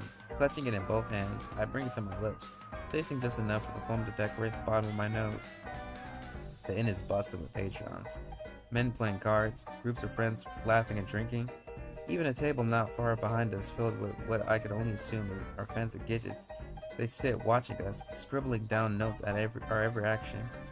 It's a cozy place, music sprinkling in throughout an old phonogram. Warm candles beaming down from wooden chandeliers overhead. Stairs in the corner lead up to what I can only assume are overnight rooms you could book at the counter. Sure didn't have anything like this when we were kids, Genzo laughs and wipes at his mouth. I glance around, taking in the ambience. I mean, guess we did always know this place. It changed. Always just kinda knew what you needed. Even beyond the wishes, I mean. Genzo crosses his finger over his heart and lowers his head. Thank you for knowing what I need. He promptly takes another swig. Turn my attention back to Gidget, just watching the two of us with a smile. So, how long have you been here then? Kinda seems like you've made yourself at home. Gidget curls a lock of hair around her finger. To be honest, I don't even know. The days kinda melt together here a bit. It hasn't been that long. Plus I'm having a blast, so I haven't really felt the need to come running back, you know? Force an awkward smile. Yeah, sure. You definitely haven't made. The only reception Iggy and I got was a friendly game of Impel the humans from my old friends the rabbits. Oh, and a welcome back tasting from the world's largest eyeball. His eyes go so wide. What are you talking about? You mean you weren't killed? You weren't killed about 20 times on your way here? I take another hesitant sip from my beer. God no! I was welcomed like a queen. Best day of my life in recent history. Well, besides every day since. Gotta admit, life's pretty good down here. I try to hide my grimace with a glance at Genzo. He just scratches his head in wonder. Guess, recent change then. Finally mused. Though no, I'm really starting to wonder just how long Gidget's been down here. No idea what the time difference is between this world and ours. If this world is even the right terminology for where we are. It certainly seems to pass quicker here, given we only saw Gidget 2 days ago back home. Potentially much quicker. You, seen anyone else? Like, Bucks maybe? We thought, she might be down here. Bucks? Oh, no. But the door was already open when Olam and I found it. Ah, what? He's down here too? I should have known something stunk. Yeah, the two of us just kind of met? Like, in the woods? I don't even remember. Gidget furrows her brows. Feels like so long ago now. I just remember really feeling like I needed to check out the woods. And then when I got there, Orlon was there too. And when we went to check out the door, well, obviously you know what happened. Same thing happened to us. I watched as Genzo raised his hand to alert the bartender for another beer. You think Bucks is down here too, though? Gidget tilts her head, takes a drink. Don't know, but if it called all the rest of us, it was quiet. Then the same woman shows back up with Genzo's next beer, slamming it down with enough force to make my own glass rattle. Drink up, cutie. Yes, ma'am. Genzo salutes. Gidget laughs. See? Genzo has the right idea. You should enjoy yourselves. Stop looking so gloomy. I mean, look where we are. The place where our dreams literally come true. Genzo's leaning down with his mouth to the rim of his glass, slurping up the excess foam. Yeah, just don't get too used to it, else reality's gonna F you in the butt even harder. Gitch's smile sinks and her eyes turn sharp. She shoots a glare in Genzo's direction. Oh. Gitch's right, Genzo's right? I'm gonna side with Genzo. We have to go back at some point, and the longer we stay here, the harder that'll be. Gidget turns to me with a pout. Oh god, not you too, Iggy. I thought for sure at least you understand. Genzo throws an arm around my shoulder. My man knows what's up. I mean, I get it, Gidget. This is nice. Too nice, really. It's great to have that break from the doom and gloom back there. Toss a glance skyward. But like, you don't actually want to stay down here, do you? Forever. I mean, just living a fantasy?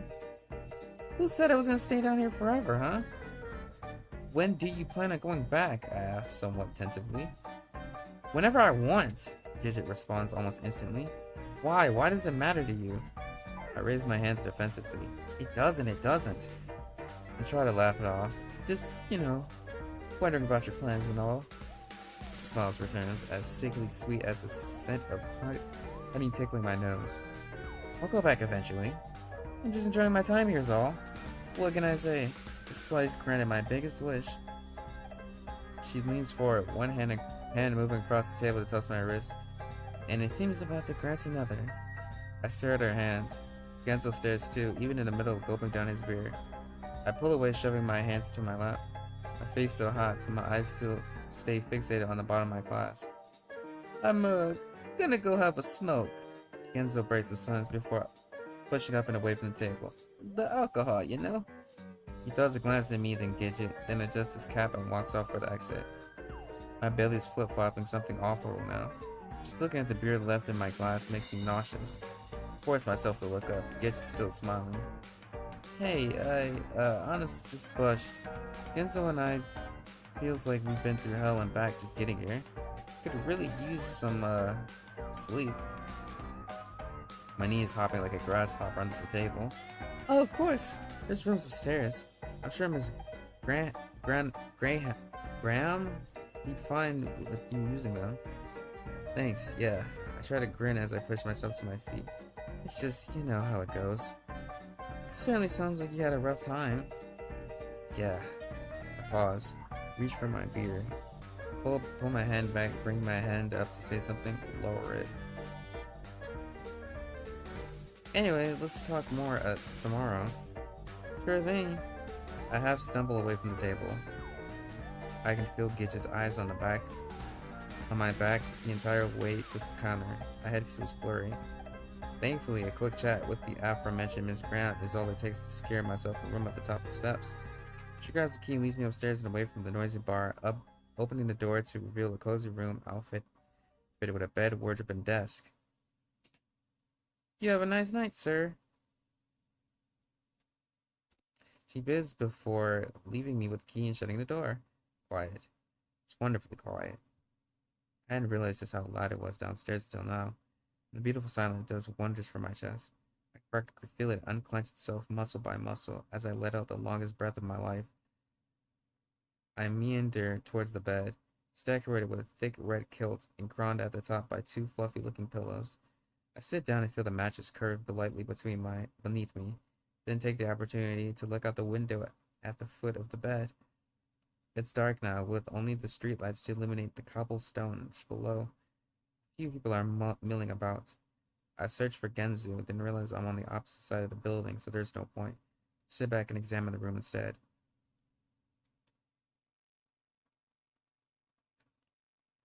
The walls have been built with thick, rounded logs. It reminds me of the old cabin I stayed at during camp one summer.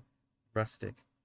My body's still relishing in the quiet, and I kick off my shoes, swing my legs up and onto the bed. God, it feels good to get off my feet. I let my eyes wander towards the ceiling in that brown swath of nothingness I wish my brain would get lost in. There's a knock at the door. I grimace, but somehow it's not like I didn't know it was coming. Swing back around reluctantly and slide my feet back into my shoes. Coming. Shuffle towards the door. Fumble with the doorknob. Pull it open. Gidget's shy smile greets me on the other side. Hey, I say. Hey, she says back. Sorry, I mean, is it okay? Just wanted to talk. Oh, sure. I move to the side so she can come in. She walks to the middle of the room and looks around. These rooms are nice, yeah? I stayed at one my first couple of nights here, before everybody prepared that place for me in town. Yeah, it's nice. I stand in the doorway, unsure what to do, then finally slide my way towards the bed. I perch myself on the edge, expecting her to take the chair in front of the desk. She sits next to me on the bed instead. I don't move. My face feels like it's frozen in place. Pretty crazy, right? All of this? Yeah.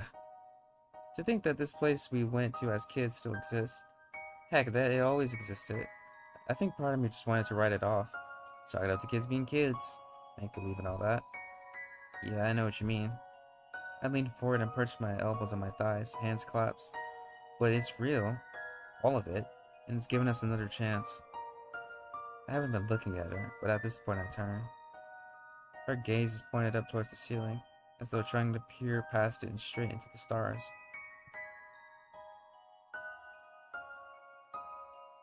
Another chance?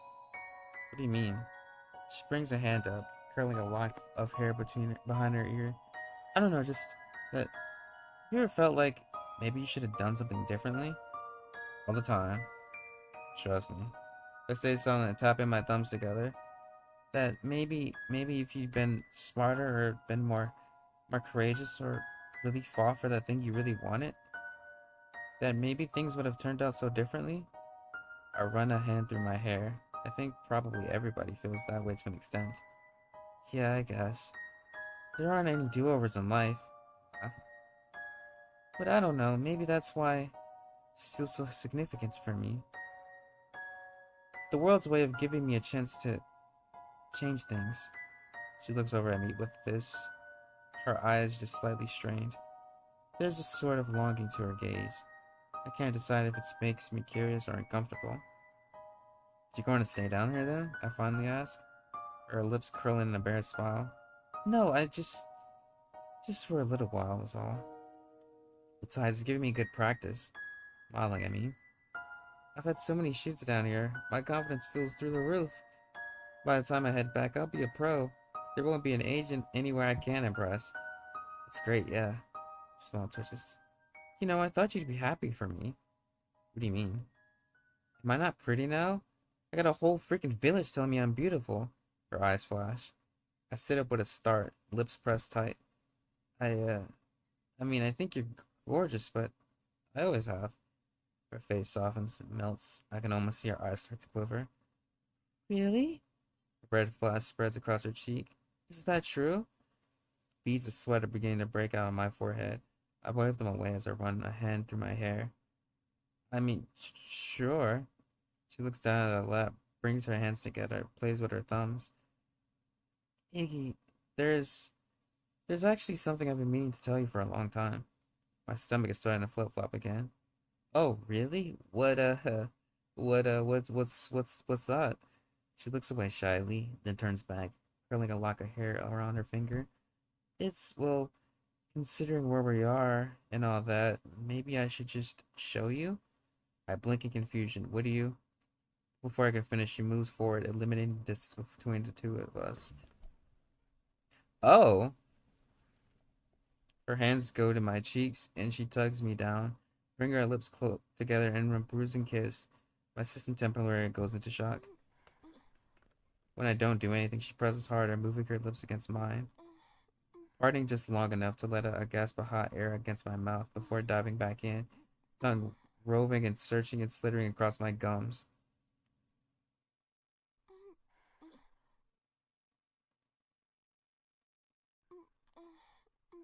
These sound effects is kinda nuts. The sweat from my forehead has returned, now replicating itself across my neck and back. Her hands, fingers slide against my cheeks, work down to my throat. She follows with her mouth, sucking and licking down the length of my neck as she moans into my skin.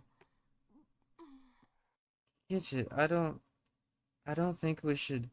My lips are trembling. My whole body is trembling. I suddenly feel cold tendencies of icy electricity making my nerves and muscles jump. I don't like this. Oh, this is not good then. I don't like this. Well, we have to do something about this. Please don't. But her hand is already roving. I can feel it descending across my chest, across my stomach. Her fingers reach the rough denim of my jeans. First light dances of her fingertips, and cupping, massaging, working me through the fabric. I feel so bad for anybody who's watching this just like with like on the TV because this must sound freaking nuts right now. Tears spring to the corner of my eyes. Get you stop. She doesn't stop. Okay, we're starting to reach a little bit of dangerous territories here. Because I'm telling her to stop and she's not trying to listen to me. Gidget, stop! I finally wrenched myself away, half falling off the bed in the process. My body's shaking uncomfortably now. Gidget, however, gonna look at me in shock. What's wrong? What is it? Did I do something wrong? I take a moment trying to find my breath.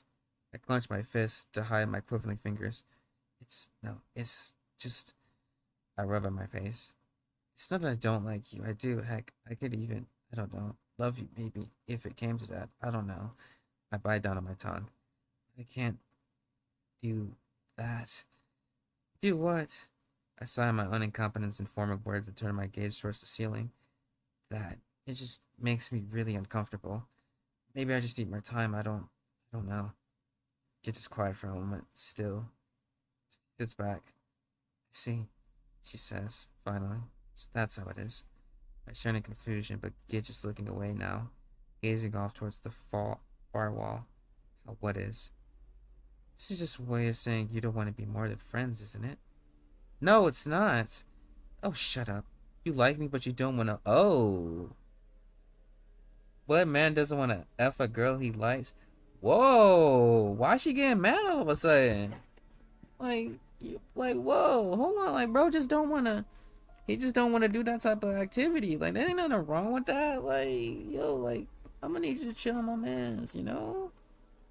Like, bro just don't want to, like, he just don't, like, that's just his thing. Like, he don't want to, like, he don't want to do that type of stuff. Like, calm down. I mean, you ain't gotta get mad though, homie. Like, bro just don't want to have sex. Like, ain't no shame in this game. I sit back on the bed, writing myself. My voice seems to crack with every word. I said maybe I just need more time is all. I'm honestly really confused too. I've never really been in this situation before. I don't really know what's wrong with me. Stop with the freaking excuses. The sharpness of her tone catches me off guard and I quiet instantly. The temperature of the room feels like it dropped about 20 degrees. Her shoulders are hunched, her voice quiet. It was just too much to ask, wasn't it? What was, I whisper, even after everything I've done. A chill bends and curves its way down my spine. But this one little thing was just too much, wasn't it? She spins back towards me, only her face is different, contorted. Her lips pulled back in a snarl that seems to stress her entire face. Her pupils like pinpricks in her sunken sockets. Gidget? I fly backwards, but Gidget's already crawling towards me like a spider, her face twisted and warped. Guess you were just too good for me, was it? Your pure, pristine dick too. Okay. Yo, we have got to, like, relax a little bit. She grabs a chunk of my hair, tugs it, twists it. The pain is like a spark of electricity running across my scalp. My eyes immediately go blurry with tears. She yanks me across the bed and I go down hard. Hard enough that even the soft mattress is enough to knock the wind out of me. I try to sit up, to get away. Oh, she's just choking the hell out of me.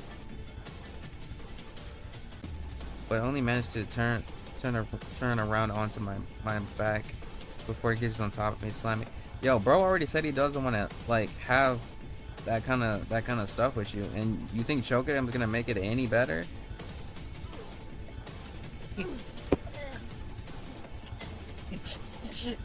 My voice strains against her tightening grip. I'll never be good enough for you, will I, Iggy? She snarls, leaning forward until her fuller upper body weight is centered atop my throat. Maybe no one is good enough for you. That it? Perfect little Iggy? Bro, she's gonna kill me. But I can't even form any words now. My face, my whole heat, feels like it's about to explode from the pressure. Can't breathe. She stops for a moment, her scowl softening. She then glances around the room, gaze stopping on the desk. Her smile returns. She slides off me in the bed, and I instantly gasp, desperately pulling air into my lungs. My head spins, and I bring my hands to my throat in futile attempts to relieve the lingering pain. I hear a drawer open, footsteps, then the creak of the bed. By the time my head is clear enough to open my eyes and register what's happening, Gidget is looming over me again, this time with a pair of long scissors in her hand. Gidget? My body moves on in instinct at the sight of the blades. I jerk forward, reach out, attempt to pull myself away, even through the haze of pain. Yeah, that kind of rhymed a little bit. She's on top of me again, heavy weight on my chest, palm to my forehead, pushing me down, forcing my head into the mattress. Perfect little Iggy. Too good to F anyone.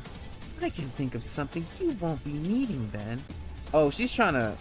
Oh, nah. Why she trying to cut my dick off? Like, come on, bro. Like, I know I said I didn't want to, like, F you, but, like, I still need to, like, pee, though. I still gotta pee. Like, come on, bro. Like, you can't, like, cut that part off. That's very important to me. Then on the flat of the pants, she starts tugging on them. Fight back? I mean, I could fight back. I feel like I'm not gonna win the battle, though. Then again, I could try to shout out for help, just for the one time, be like, yo, help me. Like, help. Then again, shout for help. Oh, that's not gonna help, though, because downstairs is too quiet, it's too loud. Nobody's gonna hear me. We're gonna try to fight back. Sheer adrenaline taking over me. I jerk forward, hands swinging towards her face. I manage to scratch her cheek. She growls and shoves me back hard into the mattress. I try again, using everything I have to launch myself up on my elbows and push her off. Stay down! She snaps and lunges forward. Suddenly everything stops. Both of us freeze. Scissors. Scissors are... Oh. I tried. Now look what you did. She hisses through her curled lips. She jerks the scissors against me, blades furthering, piercing my skin. Gidget. I try, but my lips can't seem to find the words.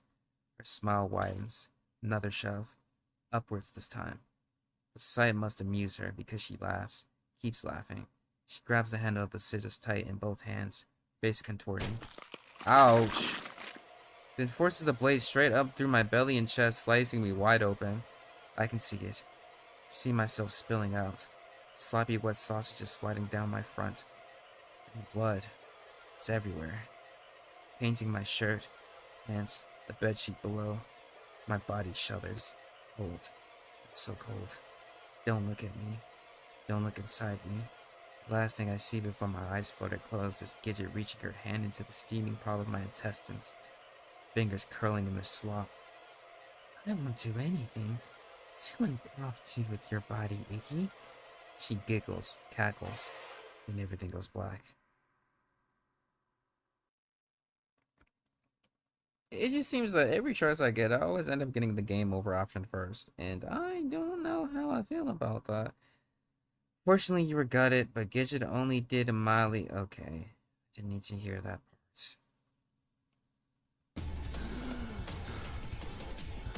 Well, guess it's time to scream out for help then.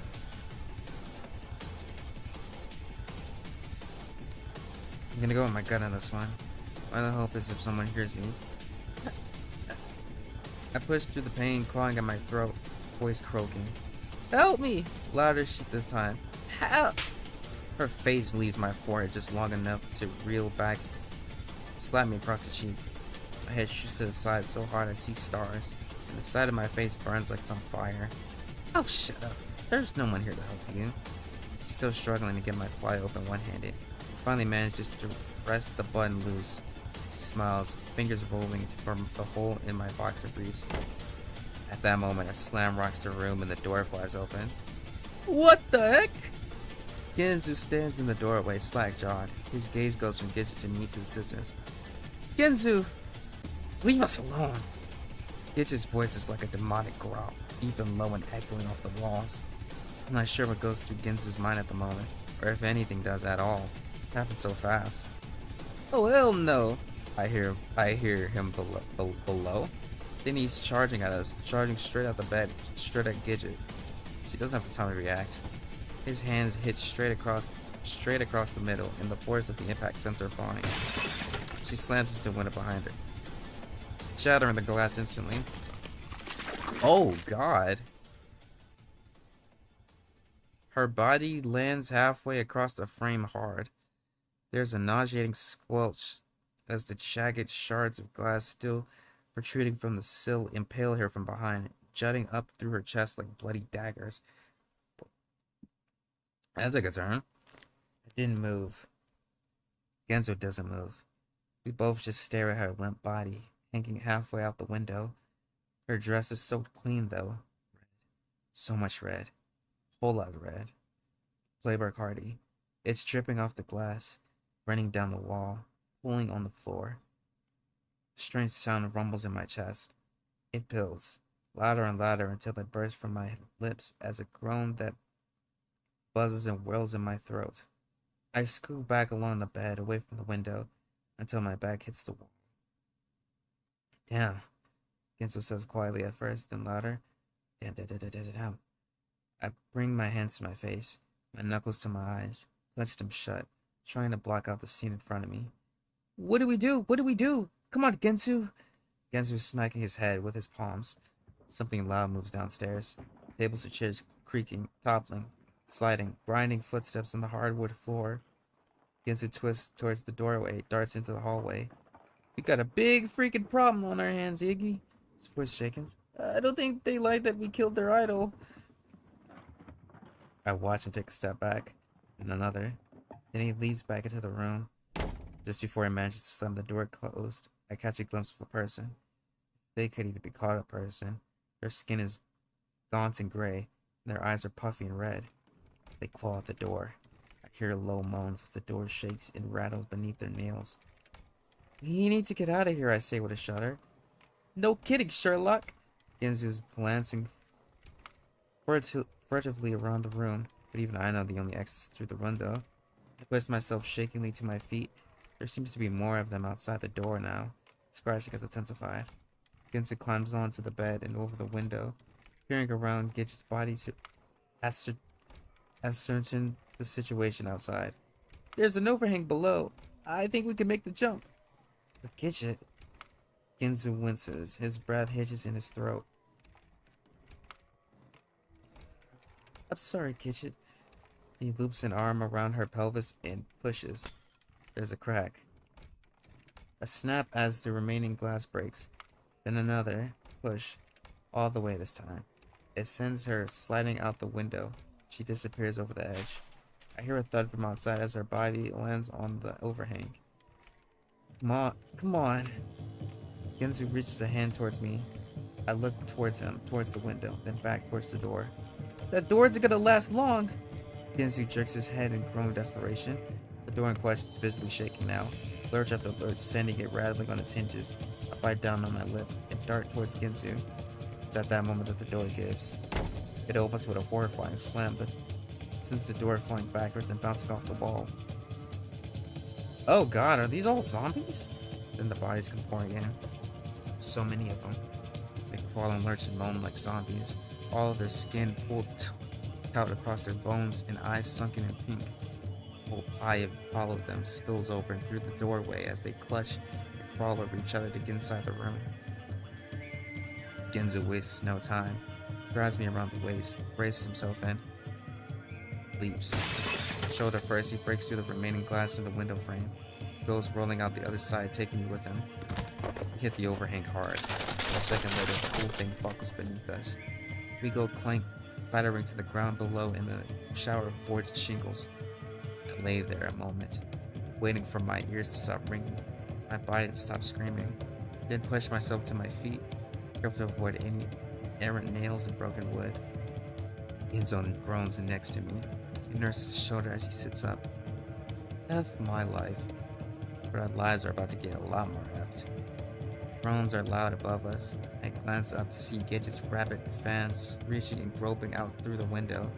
Some of them are already attempting to pull themselves out after us, and the situation is not much better on the ground.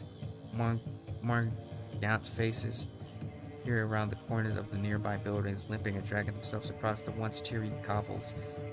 Genzo, what do we do? I hiss. Oh man, oh man, oh man. He lurches towards his feet, clearly in pain, but he pushes through it, eyes clear, eyes clearing and gaze sharpening as he looks around. Finally, come on, I have an idea. He takes off. I yelp at the sound of a body falling behind us and quickly follow. I'm not sure where we're going at first. Well, so much for that plan. We round the corner and Genzo jerks backwards at the approach of another swarm of clawing, reaching hands. Other way, other way! We quickly reroute to the opposite road, circling around a set of buildings and just narrowly avoiding the convergence of two more packs. Then straight on, back to the main street. Groans, moans, and guttural screeches filling the air around us. The pier. We're headed towards the pier, past the bakery, past the cafe. Then one more bend, then the water appears, dark down, but lined with white, bobbling boats. The blue one! Genzo shouts, pointing somewhere towards the left. But they're everywhere now, spilling out of alleyways, falling from windows to splat against the ground, all of them lurching and reaching, bones creaking, eyes oozing. We race to the edge, and I see the little blue sloop from earlier, its sail fluttering in the breeze. In! I don't even stop. I take a flying leap off the side of the pier and land against one of the boat's seats, so hard I swear I lose consciousness for a second and a half.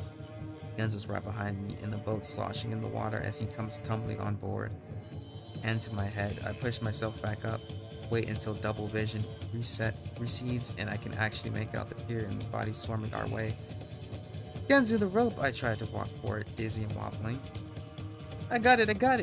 Genzo latches onto the rope, keeping the boat tied to the pier, but not as tight, and when he can't wrest it loose, he resorts to simply yanking it and jerking tugs that sends shudders through the boat's frame. We're getting closer, almost to the water now, like a hungry wave spilling over the edge of a bucket. I bring my hands to my head, clutching at the curls, and frantically begin searching the boat for anything that might free us from that rope. There's a pile of rigging, flare gun, a couple of spare boards. Finally, underneath the front overhang, I find a small toolbox, and God almighty, a rigging knife. Snatch it up, then fly over to Genzo and begin hacking at the rope. The individual fibers snap one by one and agonizingly slow. It's working. I can raise my hand for an extra punishing swing, only to find it caught mid-air. I look out to see my wrist ensnagled by a set of grisly gray fingers. I scream, jerk back. But there's already more of them, and they're crawling forward, off the edge of the pier, groping and crawling at my arm, face, and hair. There's 3, 4, 5 sets of fingers wrapped around my arm now, and I feel my feet start to leave the ground. They're pulling me back.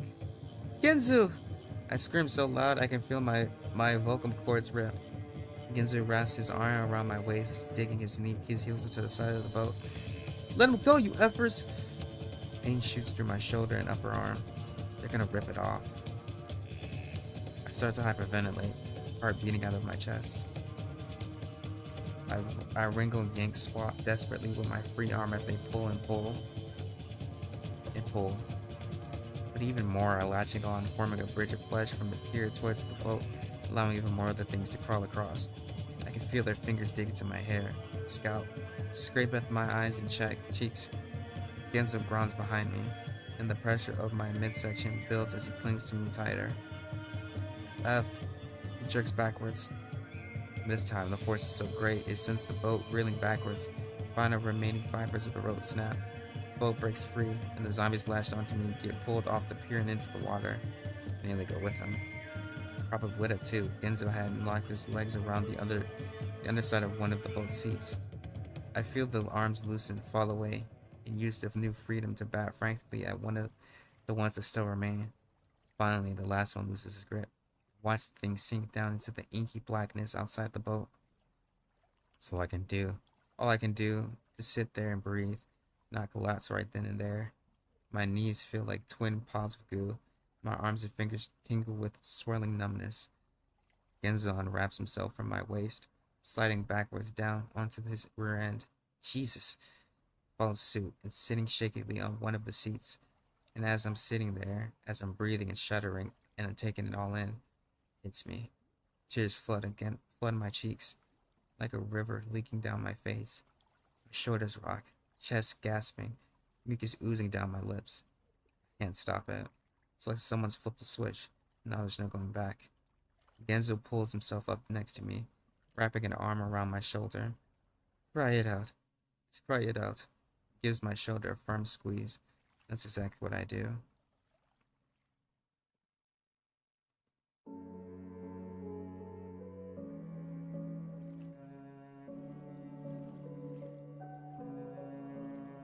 We float across the water all night. We try to stay awake at first, patch ourselves up, remain vigilant, but the weary tendrils of sleep are quick to descend. Curl up with my head on the pile rigging, hugging my arms to my chest, hoping to all things holy that when I wake up, I'll be back in my bed. And all this would have been nothing but a horrible nightmare. It's not. And when I creak my bleary eyes open again to take in the sun on the horizon, all I see is a wide swath of blue as far as the eye can see. We take turns rowing with the spare boards lying at the bottom of the boat. I'm unsure if it does anything, but it at least feels more productive than sitting here twiddling our thumbs. My voice is still hoarse, my throat raw. Genzo tells me my neck looks fine, but his look of concern betrays him. It must look awful, especially while scratches I can feel stinging my cheeks and forehead. I can't imagine Genzo feels much better.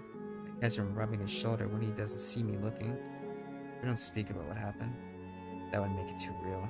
Instead, we sit mostly in silence, rowing, resting, watching the sun rise overhead and begin its slow descent back down. The sky just started to turn a soft shade of pink when Genzo makes a noise. He points in the direction we're floating. Spirals on the horizon. Land. I smile in spite of myself. Thank freaking God. We both set to rowing now, anxious to be back on solid ground, despite the fear of what might await us. Nothing could top what just happened at this point, right? Right. The floating spirals turned out to be attached to a castle, large castle. And as we row closer, it looms all the larger, soaring walls, giant towers, twisting walkways, and glittering red peaks, surrounded on the outside by a wide moat, and even further out by the red and orange roofs of a small castle town. Genzo whistles between his teeth. Quite the hunk of architecture. Is there ever a castle here? I ask softly as I feel myself becoming much, much smaller in its shadow. Don't remember, but that's not saying much. I chew on the inside of my cheek. There's no flashes of memory here, not like back in the village. But we are quite a ways from the cottage now. We might never have even come out this far before. There's scraping rumbling beneath us, and the boat slows to a stop. We've hit land. There's no dock or pier here. Instead, the lake simply glides up against the bank, almost like some kind of grassy beach. We hop out of the boat into the ankle-deep water, drag it the rest of the way, not wanting to get swept back out on the water lest we need it for another quick escape. My feet squish inside my shoes. It's getting pretty dark now. I'm not too keen on walking around this place at night. Maybe there's a place to shack up in town. Genzo's rolling the leg of his pants back down around his ankles. Simply not. Soft place to lay our heads would be a welcome respite at this point. So I lead us up the hill in the direction of the buildings we saw earlier. It's not far. Already I can see what looks like fishing shacks just up the bend. And past that, a cobblestone road leading into the town proper. I pop my head in the open door of one of the shacks. No one there. No one traveling the road either. It's almost eerily quiet. Ding dong. Anyone home? Genzu knocks on another door. Not one of the doors. He shrugs at the lack of reply. We follow the road towards what seems to be the center of town. More and more buildings lining either side. But even here, the paths remain empty, and the windows of the buildings are dark. The only sound is the fountain in the middle of the square. Tinkling, tinkling. I know I've got a bit of a reputation, but I didn't think it was that bad. This feels weird. I think that's pronounced effed up. I look to the left. Two buildings that look like stores sit silent and motionless. Hastily scrawled closed signs hang askew from their doors. Just look to the right. The dark windows of a small cafe stare back hauntingly. Its outdoor seating area devoid of life. I'm gonna try something. Genzu cups his hands around his mouth. He takes a deep breath. Genzu, no! I hiss and grab his arm. What? He shoots a look of confusion. Suddenly, for some reason, making noise seems like a really bad thing. The whole back of my neck is tingling. I tilt my head, straining my ears. Footsteps. Marching footsteps. Far away now, but getting closer. We need to hide. I promptly yank Genzu off towards the gap between two nearby buildings. We hunker down in the shadow with our backs to the wall, waiting, listening. Footsteps are close now, in that rhythm. Sharp and methodic and perfectly in time. I already know who it is that's going to appear from around the building. A battle line of rabbits marches into the square 2x2, ears jousting, ears twitching, butts smacking the ground in harmonized cadence. Jesus. I hear Genzu whisper beneath his breath. I press my back even tighter against the wall. The rabbits come to a synchronized stop in front of the fountain. It's not the same battle line as before. That much I can tell. Their leader, at least, doesn't seem quite as jumpy. The rabbit in question procures a folded sheet of parchment from within its armor, folds it, calls to squats. Chanticleer Elons, you are hereby arrested by order of the king. You are to surrender yourself peacefully. Failure to do so will be understood as treason to the crown, and we will be forced to use whatever means necessary to detain you. Another cough. He lowers the paper, looks around. The square is still empty. He scowls and rolls his eyes. Search the houses! He bells and returns the paper to the silt in his armor. The other rabbits set to motion immediately, each of them darting off towards a different house. They don't even bother knocking. They slam open the doors with their shoulders and disappear inside. Their frenzied stomping is soon mixed with frightened yelps and screams. There are people inside. I punch my eyes shut. But that just makes it more terrifying, so I open them back up, gaze drifting shakily between each of the open doors. A high-pitched scream bites through the air. Found her, sir! One of the rabbits emerges from a house on the other side of the square. His hand is clenched in the long blonde hair of a woman in a brown dress. He's dragging her in sharp yanks that punctuate her screams. Excellent work, Sentry! The lead rabbit marches over in 2 crisp steps. He slides the paper bag out, unfolds it, coughs. Chanticleer Ellis, you are hereby under arrest by the order of the king. You are sure to... She screams even louder, on and on and on. Even from as far away as we are, the sound of it jabs my eardrums like a knife. The lead rabbit stops and sighs. Let's take her in. He jabs a thumb in the direction of the castle. The sentry salutes, then dragging her kicking, squirming body across the cobblestones. Doors slam around us as the rest of the sentries abandon their search to return to formation. They're heading back. When my chest begins to loosen. Over here, sir! It takes me a second to realize the shadows coming from behind us. I turn to one of the sentries, bunts Genzu with the butt of his spear. Genzu yelps, runs into me, and we both go spiraling out into the street.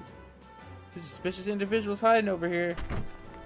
I attempt to push myself up to my knees, only for the sentry's boot to come down hard on my back. Well, well, well. What do we have here? The lead rabbit muses. I hear him march towards us, crisp methodically. Up, he gestures. Before I can wonder what he means, the sentry grabbed both of us by the back of our collars and heaved us off the ground. The fabric of my shirt digs into my throat. and my arms are flung up to my either side like a chicken about to take flight.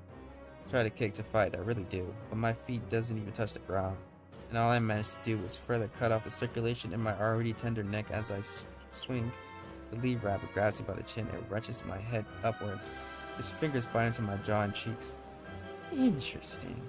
I twist my head to the right, to the left, then lets my head drop as unexpectedly as he grabbed it. He moves on to Genzu. Genzu just grins. If you want to play rough, all you have to do is ask. I always did have a thing for This what we're doing right now? In the midst of us being... Alright, bro. Well, he was kind of asking for that one. This rewards Genzu with a backhanded slap to the face, and he yelps, "Shut up!" But something must have caught the rabbit's eyes, because his ears go straight as lightning rods. He grabs Genzu again and jerks his head the other way. This one. This is the one His Majesty is looking for. The rabbit smiles, laughs, grins, reaching towards his ears. Sir? Sentry holding us ass, and with a squawk that makes my ears ring. Bring them in! Both of them!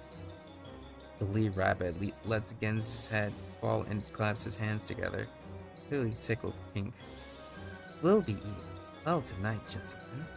Sir! The sentry tries to salute, then must realize he can't as his arms are full of, well, us, and simply straightens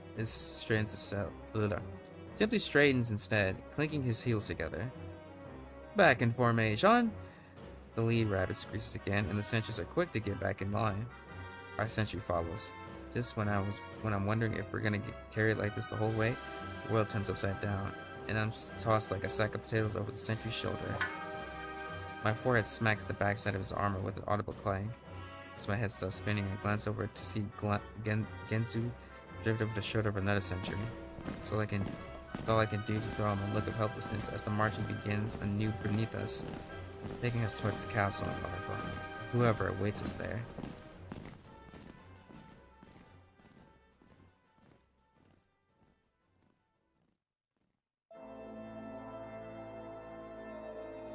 Okay, I'm gonna stop it right there for now. I'm gonna stop it right there for now, just for this episode is getting kind of long.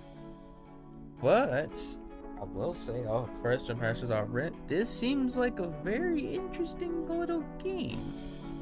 I'm definitely gonna play this to completion because it does.